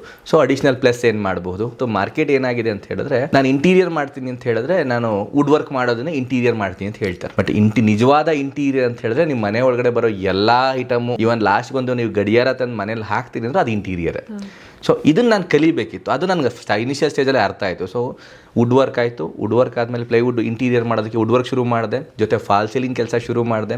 ಲೈಟಿಂಗ್ಸ್ ಕೊಡೋಕ್ಕೆ ಶುರು ಮಾಡಿದೆ. ಇನ್ನೂ ಕ್ರಿಯೇಟಿವ್ ಆಗಿ ಬೇಕು. ಸೊ ಇದು ರೊಟೀನ್ ಆಗಿ ಶುರುವಾಯಿತು. ಇನ್ನೂ ಮನೆ ಡೆಕೋರಾಗಿ ಮಾಡಿ ತೋರಿಸ್ಬೇಕು, ಇನ್ನೂ ಏನೋ ರೀಚ್ ಆಗಿ ತೋರಿಸ್ಬೇಕು, ಎಂಡ್ ಟು ಎಂಡ್ ಇಂಟೀರಿಯರ್ಸ್ ಕೊಡಬೇಕು ಕಸ್ಟಮರ್ಗಳಿಗೆ ಅಂತ ಹೇಳಿ ಡೆಕೋರ್ ಶುರು ಮಾಡಿದ್ವಿ. ಸೊ ಒಂದು ಮನೆನ ಶುರುವಿಂದ ಹಿಡಿದು ಕೊನೆವರೆಗೂ ಆ ಥರ ನೀಟಾಗಿ ಕೊಡೋದಕ್ಕೆ ಏನೇನು ಮಾಡೋದಕ್ಕೆ ಸಾಧ್ಯ ಅದೆಲ್ಲ ಕಲಿತಾ ಹೋದೆ. ಸೊ ಅದರಲ್ಲಿ ಒಂದಷ್ಟು ಅನುಭವ ನನಗೆ ಬಂದ ಮೇಲೆ ನಾನು ಕಸ್ಟಮರ್ಗಳಿಗೆ ಎಲ್ಲರಿಗೂ ಹೇಳಕ್ಕೆ ಶುರು ಮಾಡಿದ್ದು, ನೀವು ಮನೆ ಕಟ್ತೀರಾ ಅಂತ ಹೇಳಿದ್ರೆ ಶುರುನಲ್ಲೇ ಒಬ್ಬ ಇಂಟೀರಿಯರ್ ಡಿಸೈನರ್ನ ಜೊತೆ ಮಾತಾಡ್ಕೊಳ್ಳಿ, ಆಗ ನಿಮ್ಮ ಮನೆ ಬೊಂಬಾಟಾಗಿ ಬರುತ್ತೆ ಅಂತ ಹೇಳಿ. ಈ ಕಾನ್ಸೆಪ್ಟ್ನ ಯಾವಾಗ ನನ್ನ ಲೈಫಲ್ಲಿ ಅಡಾಪ್ಟ್ ಮಾಡ್ಕೊಂಡು ಆ ಕ್ಷಣದಿಂದ ನಮ್ದು ಇಂಟೀರಿಯರ್ ಗ್ರೋತ್ ಹಿಂಗೆ ಶುರುವಾಯಿತು. ಯಾಕೆ ಅಂತ ಹೇಳಿದ್ರೆ ಎಂಡ್ ಟು ಎಂಡ್ ನಾನು ವರ್ಕ್ ಮಾಡೋದು ಏರಿಯಾ ಕಡಿಮೆ ಆದ್ರೂ ಸಜೆಷನ್ ಅವ್ರಿಗೆ ಪ್ರಾಂಪ್ಟ್ ಆಗಿ ಕರೆಕ್ಟಾಗಿ ಕೊಡ್ತಾ ಹೋದಾಗ ಓನರ್ಗಳು ಖುಷಿ ಆಗ್ತಾ ಹೋದ್ರು. ಸೊ ಇವ್ರ ಹತ್ರ ಹೇಮಂತ್ ಅವ್ರ ಹತ್ರ ಇಂಟೀರಿಯರ್ ಮಾಡ್ಸಕ್ಕೆ ಕೊಟ್ಟರೆ ನಮಗೆ ಎಂಡ್ ಟು ಎಂಡ್ ಸಜೆಷನ್ ಸಿಗುತ್ತೆ. ಸೊ ನಮ್ಮ ಮನೆ ಚೆನ್ನಾಗಿ ಬರುತ್ತೆ ಅಂತ ಹೇಳಿ. ಸೊ ಅದು ಕಸ್ಟಮರ್ಗಳ ಸಪೋರ್ಟ್ ಇವತ್ತು ಗ್ರೋತ್ ಮೇಲೆ ಹೋಗ್ತಾ ಇದೆ. ಸರ್, ನೀವು ಈ ಫೀಲ್ಡ್ ಅಲ್ಲಿ ಇದ್ದೀರಾ ಅಂದ್ರೆ ನಿಮ್ಗೆ ಆಬ್ವಿಯಸ್ಲಿ ತುಂಬಾ ಕಾಂಪಿಟೇಟರ್ಸ್ ಇರ್ತಾರೆ. ನೀವು ಅವ್ರ ಜೊತೆ ಎಲ್ಲ ಹೆಂಗ್ ಸರ್ವೈವಲ್ ಆಗ್ತೀರಾ ಸರ್? ನಾನು ನನ್ನ ಜೀವನದಲ್ಲಿ ಯಾರನ್ನೂ ಶತ್ರುಗಳು ಅಂತ ನೋಡ್ಕೊಳ್ಳೋದು. ಶತ್ರುಗಳ ಜೊತೆನೂ ಪ್ರೀತಿಯಿಂದ ಇರಬೇಕು ಅಥವಾ ನನ್ನ ಅವ್ರ ತಲೆಯಿಂದ ತೆಗೆದಾಕ್ಬೇಕು ಅಂತ ನೋಡ್ತೀನಿ. ಹಾಗಿರುವಾಗ ನಾನು ಯಾರನ್ನೂ ಕಾಂಪಿಟೇಟರ್ ಅಂತ ಅಂದ್ಕೊಳ್ಳೋದೇ ಇಲ್ಲ. ಯಾಕೆ ಅಂತ ಹೇಳಿದ್ರೆ ನನ್ನ ಅನ್ನವನ್ನ ನಾನೇ ಊಟ ಮಾಡಬೇಕು. ಬೇರೆಯವ್ರ ತಟ್ಟೆಲ್ಲಿ ಇರೋದನ್ನು ಕಿತ್ಕೊಂಡು ತಿಂದ್ರೆ ನನಗೆ ಹೊಟ್ಟೆ ಹೊಡೆದೋಗು. ಸೊ ಹಾಗಾಗಿ ನನ್ಗೆ ಅವಶ್ಯಕತೆ ಇರೋದು ಎಷ್ಟಿರುತ್ತೆ ಅಷ್ಟೇ ಮಾಡಕ್ಕೆ ಸಾಧ್ಯ ಇರೋದು. ಇವತ್ತು ಲಕ್ಷಾಂತರ ಜನ ಮನೆ ಕಟ್ತಾ ಇದ್ದಾರೆ, ಲಕ್ಷಾಂತರ ಜನ ಇಂಟೀರಿಯರ್ ಮಾಡಿಸ್ಕೋಬೇಕು ಅಂತ ಇದ್ದಾರೆ. ಸೊ ಈ ಜನಗಳ ಮಧ್ಯೆ ನನಗೆ 10 ಬಿಲ್ಡಿಂಗ್ ಸಿಕ್ಕರೆ ಸಾಕು. ಸೊ 100 ಬಿಲ್ಡಿಂಗ್ ನಂಗೆ ಅವಶ್ಯಕತೆ ಇಲ್ಲ. ಸೊ ಹಾಗಾಗಿ ಏನು ಮಾಡ್ತೀನಿ, ಇವನ್ ಯಾರಾದರೂ ನನ್ನ ಕಾಂಪಿಟೇಟರ್ ಅಂತ ಅಂದ್ಕೊಂಡಿದ್ರೆ ಅವರನ್ನು ಪ್ರೀತಿಯಿಂದ ಮಾತಾಡಿಸಿ ಖುಷಿಯಾಗಿ ನಗ್ನಗ್ತಾ ಅವ್ರ ಜೊತೆ ಇದ್ಬಿಡ್ತೀನಿ. ಅವ್ರನ್ನ ಬನ್ನಿ ಹಿಂಗ್ ಮಾಡ್ಕೊಳ್ಳೋಣ, ಅಥವಾ ಆ ತರ ಕೆಲಸ ಮಾಡೋದಾ, ಅಥವಾ ನಿಮ್ಮ ಬಿಲ್ಡಿಂಗ್ ಅಲ್ಲಿ ಈ ತರ ಡಿಸೈನ್ ಮಾಡ್ಕೊಳ್ಳಿ, ನೀವೇನಾದ್ರು ಡಿಸೈನ್ ನನಗೆ ಕೊಡಿ. ಸೊ ಈ ತರ ಕ್ಯಾಶುವಲ್ ಆಗಿ ಮಾತಾಡಿದಾಗ ಶತ್ರುಗಳು ಒಂದ್ ಪಕ್ಷ ನಮ್ಮನ್ನು ಪ್ರೀತಿ ಮಾಡ್ಸಕ್ ಶುರು ಮಾಡ್ಬಿಡ್ತಾರೆ. ಅಷ್ಟು ಚೆನ್ನಾಗಿ ಮಾತಾಡ್ಸೋ ಹುಡುಗನ ಹತ್ರ ನಾನು ಯಾಕೆ ದ್ವೇಷ ಕಟ್ಕೊಳ್ಬೇಕು ಅಂತ ಹೇಳಿ. ಸೊ ಹಾಗಾಗಿ ಇದನ್ನ ಕಾಂಪಿಟೇಷನ್ ಅಂದ್ಕೊಳ್ಳೋದಕ್ಕಿಂತ ಒಂದು ಈಕ್ವಲ್ ಆಗಿ ತಗೊಂಡು ಹೋಗ್ಬೇಕದು ಬೆಟರ್ ಅನ್ಸುತ್ತೆ. ಆಮೇಲೆ ನನ್ನ ಹತ್ರ ಕಸ್ಟಮರ್ ಬರ್ತಾರಲ್ಲ, ಸೊ ಅವ್ರು ಬರುವಾಗ ಕೆಲವೊಂದು ಕಂಪ್ನಿಗಳ್ದು ಫ್ಲೋರ್ ಪ್ಲಾನ್ ತಗೊಂಡ್ ಬರ್ತಾರೆ. ಇವ್ರ ಹತ್ರ ಕನ್ಸ್ಟ್ರಕ್ಷನ್ ಕೊಟ್ಟಿದ್ದೀನಿ ಅಂತ. ನಾನು ಫಸ್ಟ್ ಕೇಳೋದು ಅವ್ರ ಹತ್ರ, ಸರ್ ಈ ಕಂಪ್ನಿದು ನೀವು ಕನ್ಸ್ಟ್ರಕ್ಷನ್ಗೆ ಹೋಗ್ತಾ ಇದ್ದೀರಾ, ಇವ್ರದ್ದು ಇನ್ಹೌಸ್ ಇಂಟೀರಿಯರ್ ಇದೆ, ಸೊ ಅಲ್ಲೊಂದ್ಸಲ ಅಪ್ರೋಚ್ ಟ್ರೈ ಮಾಡಿ ಸರ್, ಅದಾಗಿಲ್ಲ ಅಂದ್ರೆ ನಮ್ಮ ಹತ್ರ ಬನ್ನಿ ಅಂತ ಹೇಳ್ತೀನಿ. ಯಾಕೆಂದ್ರೆ ಮೊದಲನೇ ಅವಕಾಶ ಅವ್ರದ್ದೇನೆ, ಅವ್ರು ಕಟ್ತಾ ಇರೋ ಮನೆ ಅಂತ ಹೇಳಿ ಕೇಳ್ತೀನಿ. ಸೊ ಅದಾದ್ಮೇಲೆ ನನ್ನೊಂದು ಆಪ್ಷನ್ ಆಗಿ ಇಟ್ಕೊಳ್ಳಿ ಸರ್ ಅಂತ ಹೇಳ್ತೀನಿ. ಇಲ್ಲ ಹೇಮಂತ್ ಅವರೇ, ನಿಮ್ಮ ಕೆಲಸ ನಮ್ಗೆ ಇಷ್ಟ ಆಗಿದೆ, ಸೊ ಹಂಗಾಗಿ ನೀವು ಮಾಡ್ಕೊಡಿ ಅಂತ ಹೇಳಿದ ಮೇಲೆ ನಾನು ಮುಂದಿನ ವ್ಯವಹಾರಗಳನ್ನ ಮಾತಾಡ್ತೀನಿ.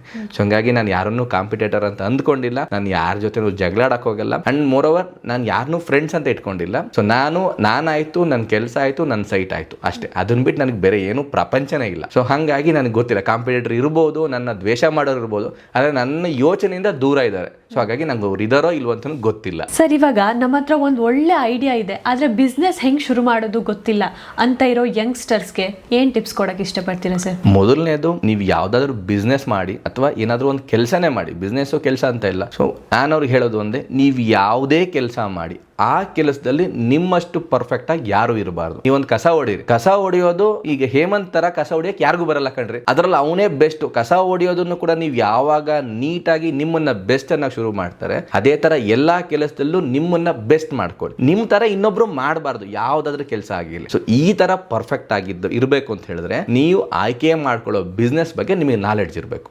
ಸೊ ಅವ್ರ ಹತ್ರ ಕೆಲ್ಸಕ್ಕೆ ಹೋಗಿ, ಆ ಕೆಲ್ಸಕ್ಕೆ ಹೋಗ ನಮ್ಮಲ್ಲಿ ನಮ್ಮ ಯಂಗ್ಸ್ಟರ್ಸ್ ಮಾಡೋ ದೊಡ್ಡ ಮಿಸ್ಟೇಕ್ ಏನಂತ ಹೇಳಿದ್ರೆ, ಸಂಬಳ ಎಷ್ಟು ಕೊಡ್ತೀರಾ, ಪ್ರಾಫಿಟ್ ಎಷ್ಟು ಬರುತ್ತೆ.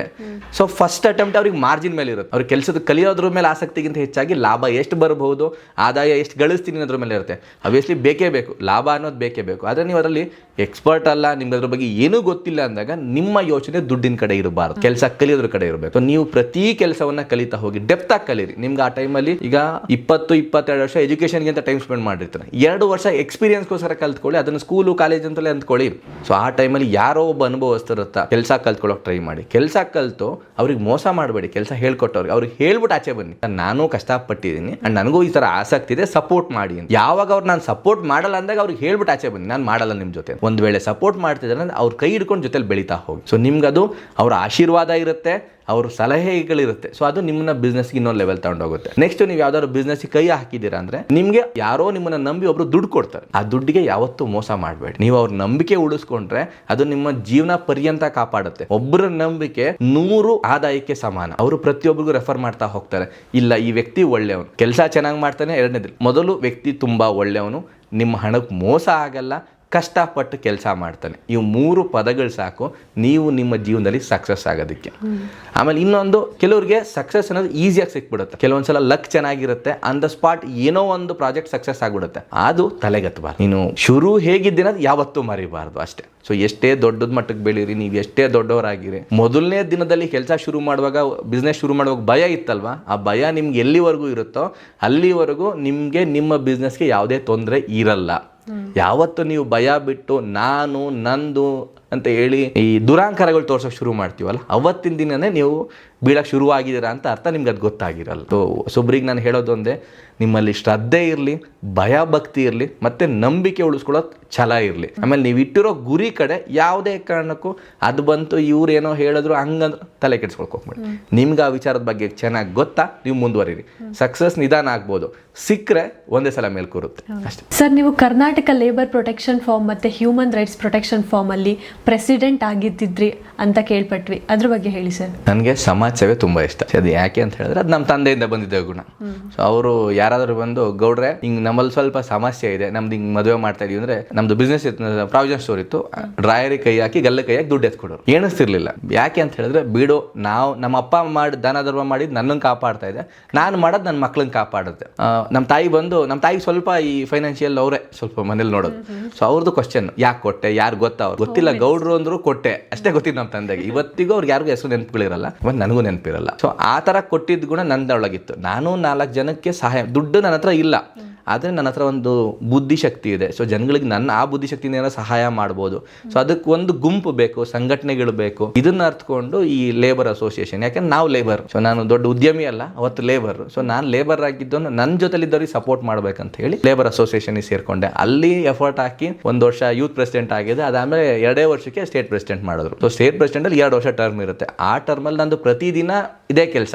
ಬೆಳಗ್ಗೆ ಹೋಗು, ಯಾವುದೋ ಲೇಬರಿಗೆ ಸಮಸ್ಯೆ ಆಗಿದೆ, ಅವನಿಗೆ ಪೇಮೆಂಟ್ ಸಿಕ್ಕಿಲ್ಲ, ಅವ್ನು ನೋಡು. ಯಾವುದೋ ಸ್ಟೇಷನಲ್ಲಿ ಕಂಪ್ಲೇಂಟ್ ಕೊಟ್ಟಿದ್ದಾರೆ, ಅವ್ರನ್ನ ಬಿಡಿಸ್ಕೊಂಬ. ಈ ದೊಡ್ಡವ್ರ ಹತ್ರ, ಈಗ ಮಿನಿಸ್ಟರ್ಗಳ ಹತ್ರ ಹೋಗು, ಮಾತಾಡಿ ಇವ್ರಿಗೇನೋ ಒಂದು ಲೇಬರ್ಗಳಿಗೆ ಏನೋ ಒಂದು ಕಿಟ್ ಕೊಡಬೇಕು, ಇದ್ರ ಬಗ್ಗೆ ಕೊಡಿಸಿ ಮಾಡಿಸಿ. ದಿನ ಬೆಳಿಗ್ಗೆ ಇದೇ ಕೆಲಸ. ಮತ್ತೆ ಅದನ್ನ ಯಾಕೆ ಬಿಟ್ರಿ ಸರ್? ಅಲ್ಲೂ ನಾನು ಸ್ವಲ್ಪ ನೇರವಾಗಿರ್ತಿದ್ದೆ ಎಲ್ಲರ ಜೊತೆ. ಅದು ಎಲ್ಲೋ ಒಂದ್ ಕಡೆ ಜೊತೆಲಿ ಇರ್ತಾರಲ್ಲ, ಅಲ್ಲಿ ನಾನು ಒಬ್ಬನೇ ಅಲ್ಲ, ನಿರ್ಧಾರಗಳು ನಂದು ಒಬ್ಬಂದೇ ಅಲ್ಲ. ನನ್ನ ನಿರ್ಧಾರಗಳು ಯಾವತ್ತೂ ನೇರವಾಗಿರ್ತಿತ್ತು, ಅವ್ರ ಮೇಲೆ ಪಾಯಿಂಟ್ ಮಾಡ್ತಾ ಇತ್ತು. ಸೊ ನೀವು ಸರಿ ಇಲ್ಲ ಅಂತ ಓಪನ್ ಆಗಿ ಹೇಳ್ತಾ ಇದ್ದೆ. ಈ ಜೊತೆಗಾರರಿಗೆ ಅದು ಇಷ್ಟ ಆಗ್ತಿರ್ಲಿಲ್ಲ, ಅವ್ರ ಪರವಾಗಿರ್ತಿದ್ರು ಅಥವಾ ಅವ್ರ ಜೊತೆ ಕೆಲಸ ಮಾಡೋರು ಇರ್ತಿದ್ರು. ಸೊ ಹಾಗಾಗಿ ಎಲ್ಲೋ ಒಂದ್ ಕಡೆ ನಾನು ಅಲ್ಲಿ ಆ ರೀತಿಯಾಗಿ ಇರೋದು ಉಳಿದವರಿಗೆ, ನನ್ನ ಸುತ್ತಮುತ್ತ ಇರೋರಿಗೆ ಬೇಸರ ತರಿಸ್ತಾ ಇತ್ತು ಅನ್ನೋದು ನಂಗೆ ಅರ್ಥ ಆಗಿ ಶುರು ಆಗೋಯ್ತು. ಒಂದು, ಆ ಬೇಸರ ಆಗೋ ಟೈಮಲ್ಲೇ ನನ್ನ ಮದುವೆ ಸೆಟ್ ಆಯ್ತು. ಆ ಟೈಮಲ್ಲಿ ನನ್ನ ಧರ್ಮಪತ್ನಿಗೆ ಈ ಪಾಲಿಟಿಕ್ಸ್ ಆಗಲಿ ಈ ಥರದ್ದೆಲ್ಲ ಇಷ್ಟ ಇಲ್ಲ. ಸೊ ಅದರಿಂದ ಆಚೆ ಇರಬೇಕು ಅನ್ನಿಸ್ತು. ಸೊ ಮದುವೆ ಆಗಬೇಕಿತ್ತು. ನನಗೊಟ್ಟು ವಯಸ್ಸು ಆಗ್ತಾ ಇತ್ತಲ್ಲ, ಸೊ ಮದುವೆ ನಮ್ಮ ಮುಂದೆ ಪ್ರೆಷರ್ ಜಾಸ್ತಿ ಆಗಿತ್ತು.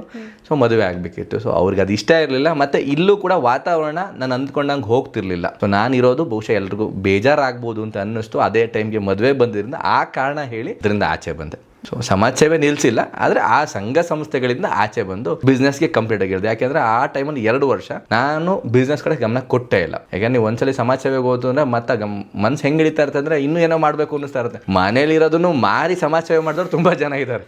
ಸೊ ಆ ಥರ ಹೇಳ್ಕೊಂಡು ಹೋಗ್ತಾ ಇರುತ್ತೆ. ಸೊ ಆ ಕ್ಷಣಕ್ಕೆ 1 ಸೆಕೆಂಡ್ ನಾನು ನಿಂತು ಯೋಚನೆ ಮಾಡಿದಾಗ, ಓಕೆ ನಾನು ಮದುವೆ ಆಗ್ತಾ ಇದ್ದೀನಿ, ನನ್ನ ಮೇಲೆ ಇನ್ನೂ ಜವಾಬ್ದಾರಿ ಜಾಸ್ತಿ ಆಗುತ್ತೆ ಈಗ. ಸೊ ನಾನು ಏನು ಸಂಪಾದನೆ ಮಾಡ್ತೀನಿ ತಿರುಗಿ ನೋಡಿದಾಗ 0 ಅನ್ನಿಸ್ತು. ಸೊ ಜನಗಳಿಗೆ ಸೇವೆ ಮಾಡ್ತಾ ಇದೀವಿ, ಬಟ್ ಸಂಪಾದನೆ ಏನಿದೆ, ಬ್ಯಾಂಕ್ ಬ್ಯಾಲೆನ್ಸ್ ಚೆಕ್ ಮಾಡೇ ಮಾಡ್ತಾರಲ್ಲ, ಯಾರು ಏನು ಕೊಡ್ಬೇಕಂತ ಹೇಳಿದ್ರೆ. ಸೊ ಆ ಕ್ಷಣಕ್ಕೆ ಹಿಂದೆ ತಿರುಗಿ ನೋಡಿದಾಗ ನಾನು ಹೋಗ್ತಾ ಇರೋದು ಎಲ್ಲೋ ತಪ್ಪಾಗ್ತಾ ಇದೆ. ಸೊ ಅಗೇನ್ ನಾನು ಸಂಪಾದನೆ ಮಾಡಿ ಆಮೇಲೆ ಖರ್ಚು ಮಾಡೋಣ ಅನ್ನಿಸ್ತು. ಬ್ಯಾಕ್ ಸ್ಟೆಪ್ ಅಷ್ಟೇ. ಸರ್, ನಿಮ್ಮ ಬಾಳೆ ಸಂಗಾತಿ ಬಗ್ಗೆ ಹೇಳಿ ಸರ್. ನೀವು ಕೆಲಸ, ಅದು ಸಂಘ ಸಂಸ್ಥೆ ಅಥವಾ ಉದ್ಯೋಗ ಅಂತ ಬಿಸಿ ಇರ್ತೀರಾ, ಆ ಟೈಮಲ್ಲಿ ನಿಮ್ಗೆ ಹೆಂಗೆ ಸಪೋರ್ಟ್ ಮಾಡ್ತಾ ಇದ್ರು? ಆಬ್ವಿಯಸ್ಲಿ ಎಲ್ಲರ ಮೇಲೂ ಕಿರಿಕ್ ಮಾಡ್ತಾರಲ್ಲ, ನಂಗೆ ಟೈಮ್ ಕೊಡ್ತಾರೆ. ಪಾಪ ಅವ್ರದ್ದು ಒಂದೇ, ಮನೆಗೆ ಟೈಮ್ ಕೊಡಲ್ಲ. ತಾಯಿ ಆಗಿರ್ಬೋದು, ಹೆಂಡತಿ ಆಗಿರ್ಬೋದು. ಸೊ ನೀನು ಏನು ಸಂಪಾದನೆ ಮಾಡ್ತೀಯ ನನಗೆ ಬೇಡ, ಮನೆಗೂ ಟೈಮ್ ಕೊಡು ಅಂತ ಕೇಳ್ತಾರೆ. ಆದರೆ ನಮ್ಮ ಕೆಲಸದ ಒತ್ತಡ ಹೆಂಗಿರುತ್ತೆ ಅಂದರೆ, ನಂದು ದಿನ ಬೆಳಗ್ಗೆ 5 ಗಂಟೆ ಅಂದರೆ ರಾತ್ರಿ 12 ಗಂಟೆ ಇರುತ್ತೆ ನನ್ನ ರೂಟೀನ್ ಡೈಲಿ ಈಗ. ಸೊ ಅವ್ರ ಮಧ್ಯೆ ನಾನು ಅವ್ರಿಗೆ ಫೋನ್ ಮಾಡಕ್ಕೆ ಟೈಮ್ ಸಿಕ್ಕಿರಲ್ಲ, ಊಟ ಮಾಡಿದೆ ಅಂತ ಕೇಳೋಷ್ಟು ಪುರ್ಸೊತ್ತಿರಲ್ಲ.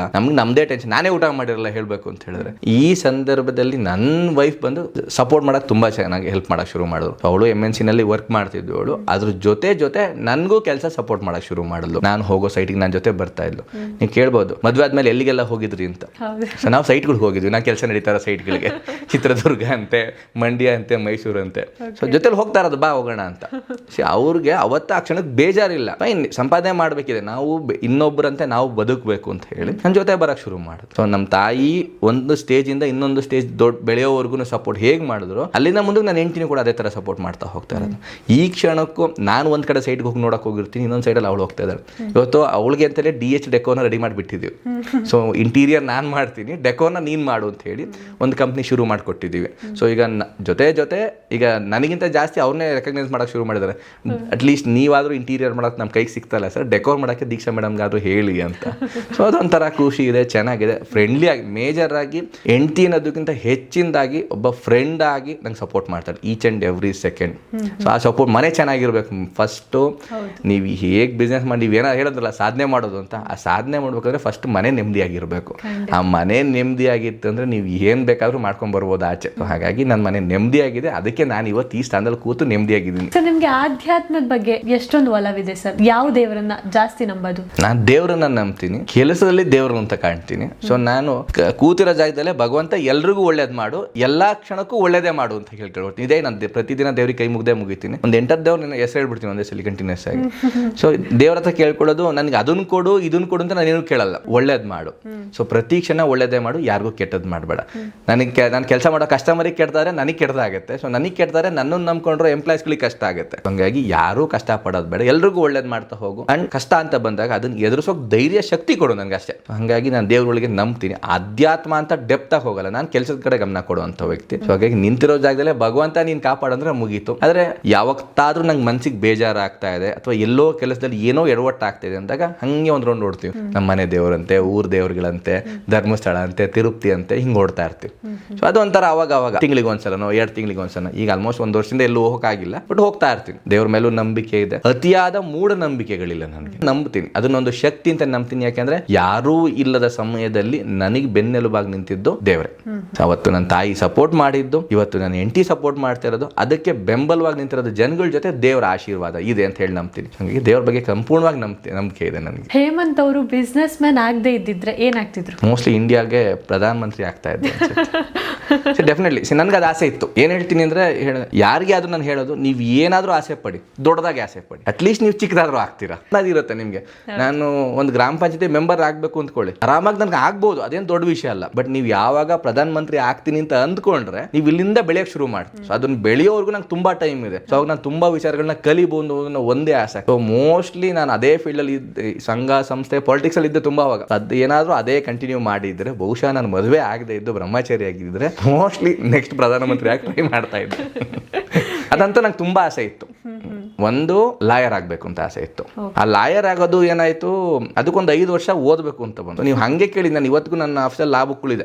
ಸಂಘ ಸಂಸ್ಥೆಗಳಿದ್ದಾಗ ನಿಮಗೆ ಲಾ ಬಗ್ಗೆ ಗೊತ್ತಿರಲೇಬೇಕು, ಕಾನೂನುಗಳು ಗೊತ್ತೇಬೇಕು. ಇಲ್ಲಾಂದ್ರೆ ನೀವು ಪೊಲೀಸ್ ಹತ್ರ ಮಾತಾಡಕ್ಕಾಗಲ್ಲ, ಮಿನಿಸ್ಟರ್ಗಳ ಹತ್ರ ಹೋಗಿ ಮಾತಾಡಕ್ಕಾಗಲ್ಲ, ಒಬ್ಬರ ಹತ್ರ ಒಂದು ಕಂಪ್ನಿಗೆ ಹೋಗಿ ಅವ್ರ ಹತ್ರ ಏನೋ ಕ್ವಶನ್ ಕೇಳಕ್ಕಾಗಲ್ಲ. ಸೊ ಆ ಬುಕ್ ಓದಿ ಹೆಂಗಾಗಿದೆ ಅಂದ್ರೆ, ನಾನು ಬೆಳಗ್ಗೆ ಕರಿ ಕೊಟ್ಟಾಕೊಂಡು ಹೋಗ್ಬೋದು ಅನ್ನೋ ಸ್ಟೇಜ್ ಇತ್ತು. ಮಾತು ತುಂಬಾ ಚೆನ್ನಾಗಿ ಜಾಸ್ತಿನೇ ಆಡ್ತಾ ಇದ್ದೆ. ಜೊತೆ ಲಾಭ ಕಾನೂನುಗಳು ಗೊತ್ತಿತ್ತು. ಸೊ ಪ್ರತಿದಿನ ಎಲ್ಲರ ಜೊತೆ ಇಂಟ್ರಾಕ್ಷನ್ ಇತ್ತು. ಬಟ್ ನಿಮ್ಗೆ ಸರ್ಟಿಫಿಕೇಟ್ ಬೇಕಂದ್ರೆ 3 ವರ್ಷ ಓದಬೇಕು, 2 ವರ್ಷ ಟ್ರೈನಿಯಾಗಿ ಕೆಲಸ ಮಾಡಬೇಕು. ನನಗೆ ಮತ್ತಿನ್ನೊಬ್ರ ಹತ್ರ ಹೋಗಿ ನಿಂತ್ಕೊಳ್ಳೋಕೆ ನಂಗೆ ಪುರ್ಸೊತ್ತಿಲ್ಲ. ಇದು ಯಾಕೋ ಇದು ವರ್ಕೌಟ್ ಆಗಲ್ಲ, ಬಿಟ್ಬಿಡು. ದೆನ್ ಪಾಲಿಟಿಕ್ಸ್ ಅಂದ್ರೆ ತುಂಬಾ ಇಷ್ಟ. ಯಾಕೆಂದ್ರೆ ನಾನು ಜನಗಳಿಗೆ ಏನೋ ಒಂದು ಒಳ್ಳೇದು ಮಾಡ್ಬೋದು ಆ ಜಾಗದಲ್ಲಿ ನಿಂತು ಅಂತ. ಬಟ್ ನಮ್ಮ ಪಾಲಿಟಿಕ್ಸ್ ಈಗ ಹಂಗಿಲ್ಲ. ಬಟ್ ನನ್ನ ಆಸೆ ಹಂಗಿತ್ತು.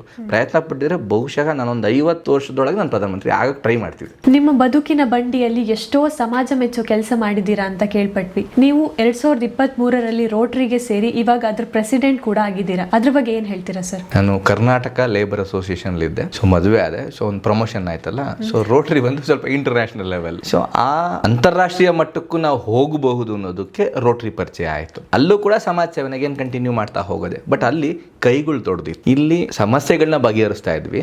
ಆದ್ರೆ ರೋಟರಿ ಒಳಗಡೆ ಸಮಸ್ಯೆಗಳಿಗೆ ಪರಿಹಾರ ಕೊಡಕ್ಕೆ ಶುರು ಮಾಡಿದ್ವಿ. 16 ಜನರ ಸಂಪಾದನೆ, ಎಲ್ಲರೂ ಸಂಪಾದನೆ ಮಾಡ್ಕೊಂಡು ಚೆನ್ನಾಗಿದ್ದವ್ರದೇ ತಂಡ ರೋಟರಿ ಒಳಗಡೆ. ಸೊ ಅವರು 10,000 ರೂಪಾಯಿ ಸೇರಿಸಿದ್ರು, ನಾನು 10 ಲಕ್ಷ ರೂಪಾಯಿ 1 ಲಕ್ಷ ರೂಪಾಯಿ ರೆಡಿ ಮಾಡ್ಕೊಂಡು ಯಾವುದೋ ಒಂದು ಕುಟುಂಬವನ್ನು ಅಥವಾ ಯಾರಿಗೆ ಅವಶ್ಯಕತೆ ಇತ್ತು ಅವರಿಗೆ ಆ ಸಮಸ್ಯೆಯನ್ನ ಬಗೆಹರಿಸೋದಕ್ಕೆ ಸಹಾಯ ಮಾಡ್ತಾ ಹೋಯ್ತು ರೋಟರಿ. ನನ್ನನ್ನ ಇನ್ನೊಂದು ಮಟ್ಟಕ್ಕೆ ತಗೊಂಡು ಹೋಯ್ತು ಅಂತ ಹೇಳೋದಕ್ಕೆ ಇಷ್ಟಪಡ್ತೀನಿ. ಅಲ್ಲಿ ಹೊಸ ಪರಿಚಯ ಆಗಿದೆ. ರೋಟರಿ ಅನ್ನೋದು ಒಂದು ನಿಮ್ಗೆ ಸಮಾಜ ಸೇವೆ ಜೊತೆ ಉದ್ಯೋಗಕ್ಕೆ ಸಹಾಯ ಮಾಡುತ್ತೆ, ನಿಮ್ಮ ಉದ್ಯಮಕ್ಕೆ ಸಹಾಯ ಮಾಡುತ್ತೆ, ನಿಮ್ಮ ಜೀವನವನ್ನ ರೂಪಿಸ್ಕೊಳ್ಳೋದಕ್ಕೆ ಒಂದು ಒಳ್ಳೆ ವೇದಿಕೆಯನ್ನ ಕಲ್ಪಿಸ್ಕೊಡುತ್ತೆ. ಹಾಗಾಗಿ ರೋಟರಿ ಒಂಥರ ಜೀವನದಲ್ಲಿ ಆಡ್ ಆನ್ ನೆಕ್ಸ್ಟ್ ಏನು ಅನ್ನೋದಕ್ಕೆ ಸಿಕ್ಕಿದೆ ಅದು. ಸೊ ಅದರಿಂದ ನಾನು ಬಹಳಷ್ಟು ಕಲ್ತಿದ್ದೀನಿ. ಹೊಸ ಪರಿಚಯಗಳು, ಹೊಸ ವ್ಯಕ್ತಿಗಳು, ಹೊಸ ಮಕ್ಕಳು. ಬಹುಶಃ ನನಗಿಂತ ಅಲ್ಲಿ ದೊಡ್ಡವರೇ ಜಾಸ್ತಿ ಇದ್ದಾರೆ.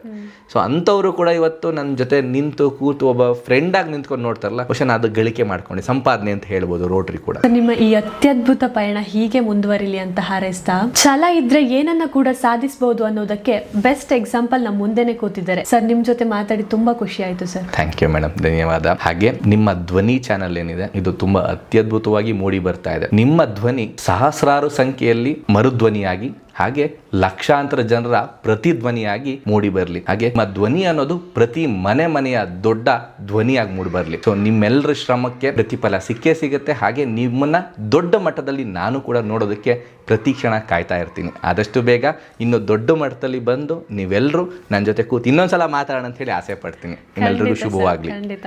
ತುಂಬಾ ಧನ್ಯವಾದಗಳು ಸರ್. ನಿಮ್ ಧ್ವನಿಯಿಂದನೇ ಕಾರ್ಯಕ್ರಮನ ಮುಕ್ತಾಯ ಮಾಡೋಣ. ಒಂದು ಫನ್ನಿ ರ್ಯಾಪಿಡ್ ಫೈರ್ ಮಾಡೋಣ. ನಿಮ್ ಹೆಂಡತಿಗೆ ಹೇಳೋ ಯಾವಾಗ್ಲೂ ಸುಳ್ಳು ಯಾವ್ದು ಸರ್? ನಾನು ನಿನ್ನನ್ನೇ ಯಾವಾಗಲೂ ನೆನಪಿಸ್ಕೊಳ್ತಾ ಇದ್ದೆ ಅನ್ನೋದೊಂದು. ಓಕೆ. ಹೇಮಂತ್ ಯಾವಾಗ್ಲೂ cool person? Most of time ಯಾರಾದ್ರೂ ಎದುರುಗಡೆ ಇದ್ದಾಗ ಯಾರು ಇಲ್ಲದ ಕೋಪ ಆಟೋಮೆಟಿಕ್ ಬಂದೇ ಬರುತ್ತೆ. ಎಂಪ್ಲಾಯೀಸ್ ಅಂತ ಬಂದ್ರೆ ಹೇಮಂತ್ ಫುಲ್ ಸ್ಟ್ರಿಕ್ಟ್. ಎಂಪ್ಲಾಯೀಸ್ ಅಂತ ನಾನು ಯಾವತ್ತೂ ಕನ್ಸಿಡರ್ ಮಾಡಿಲ್ಲ. ಸೊ ದೇ ಆರ್ ನನ್ನ ಫ್ಯಾಮಿಲೀಸ್.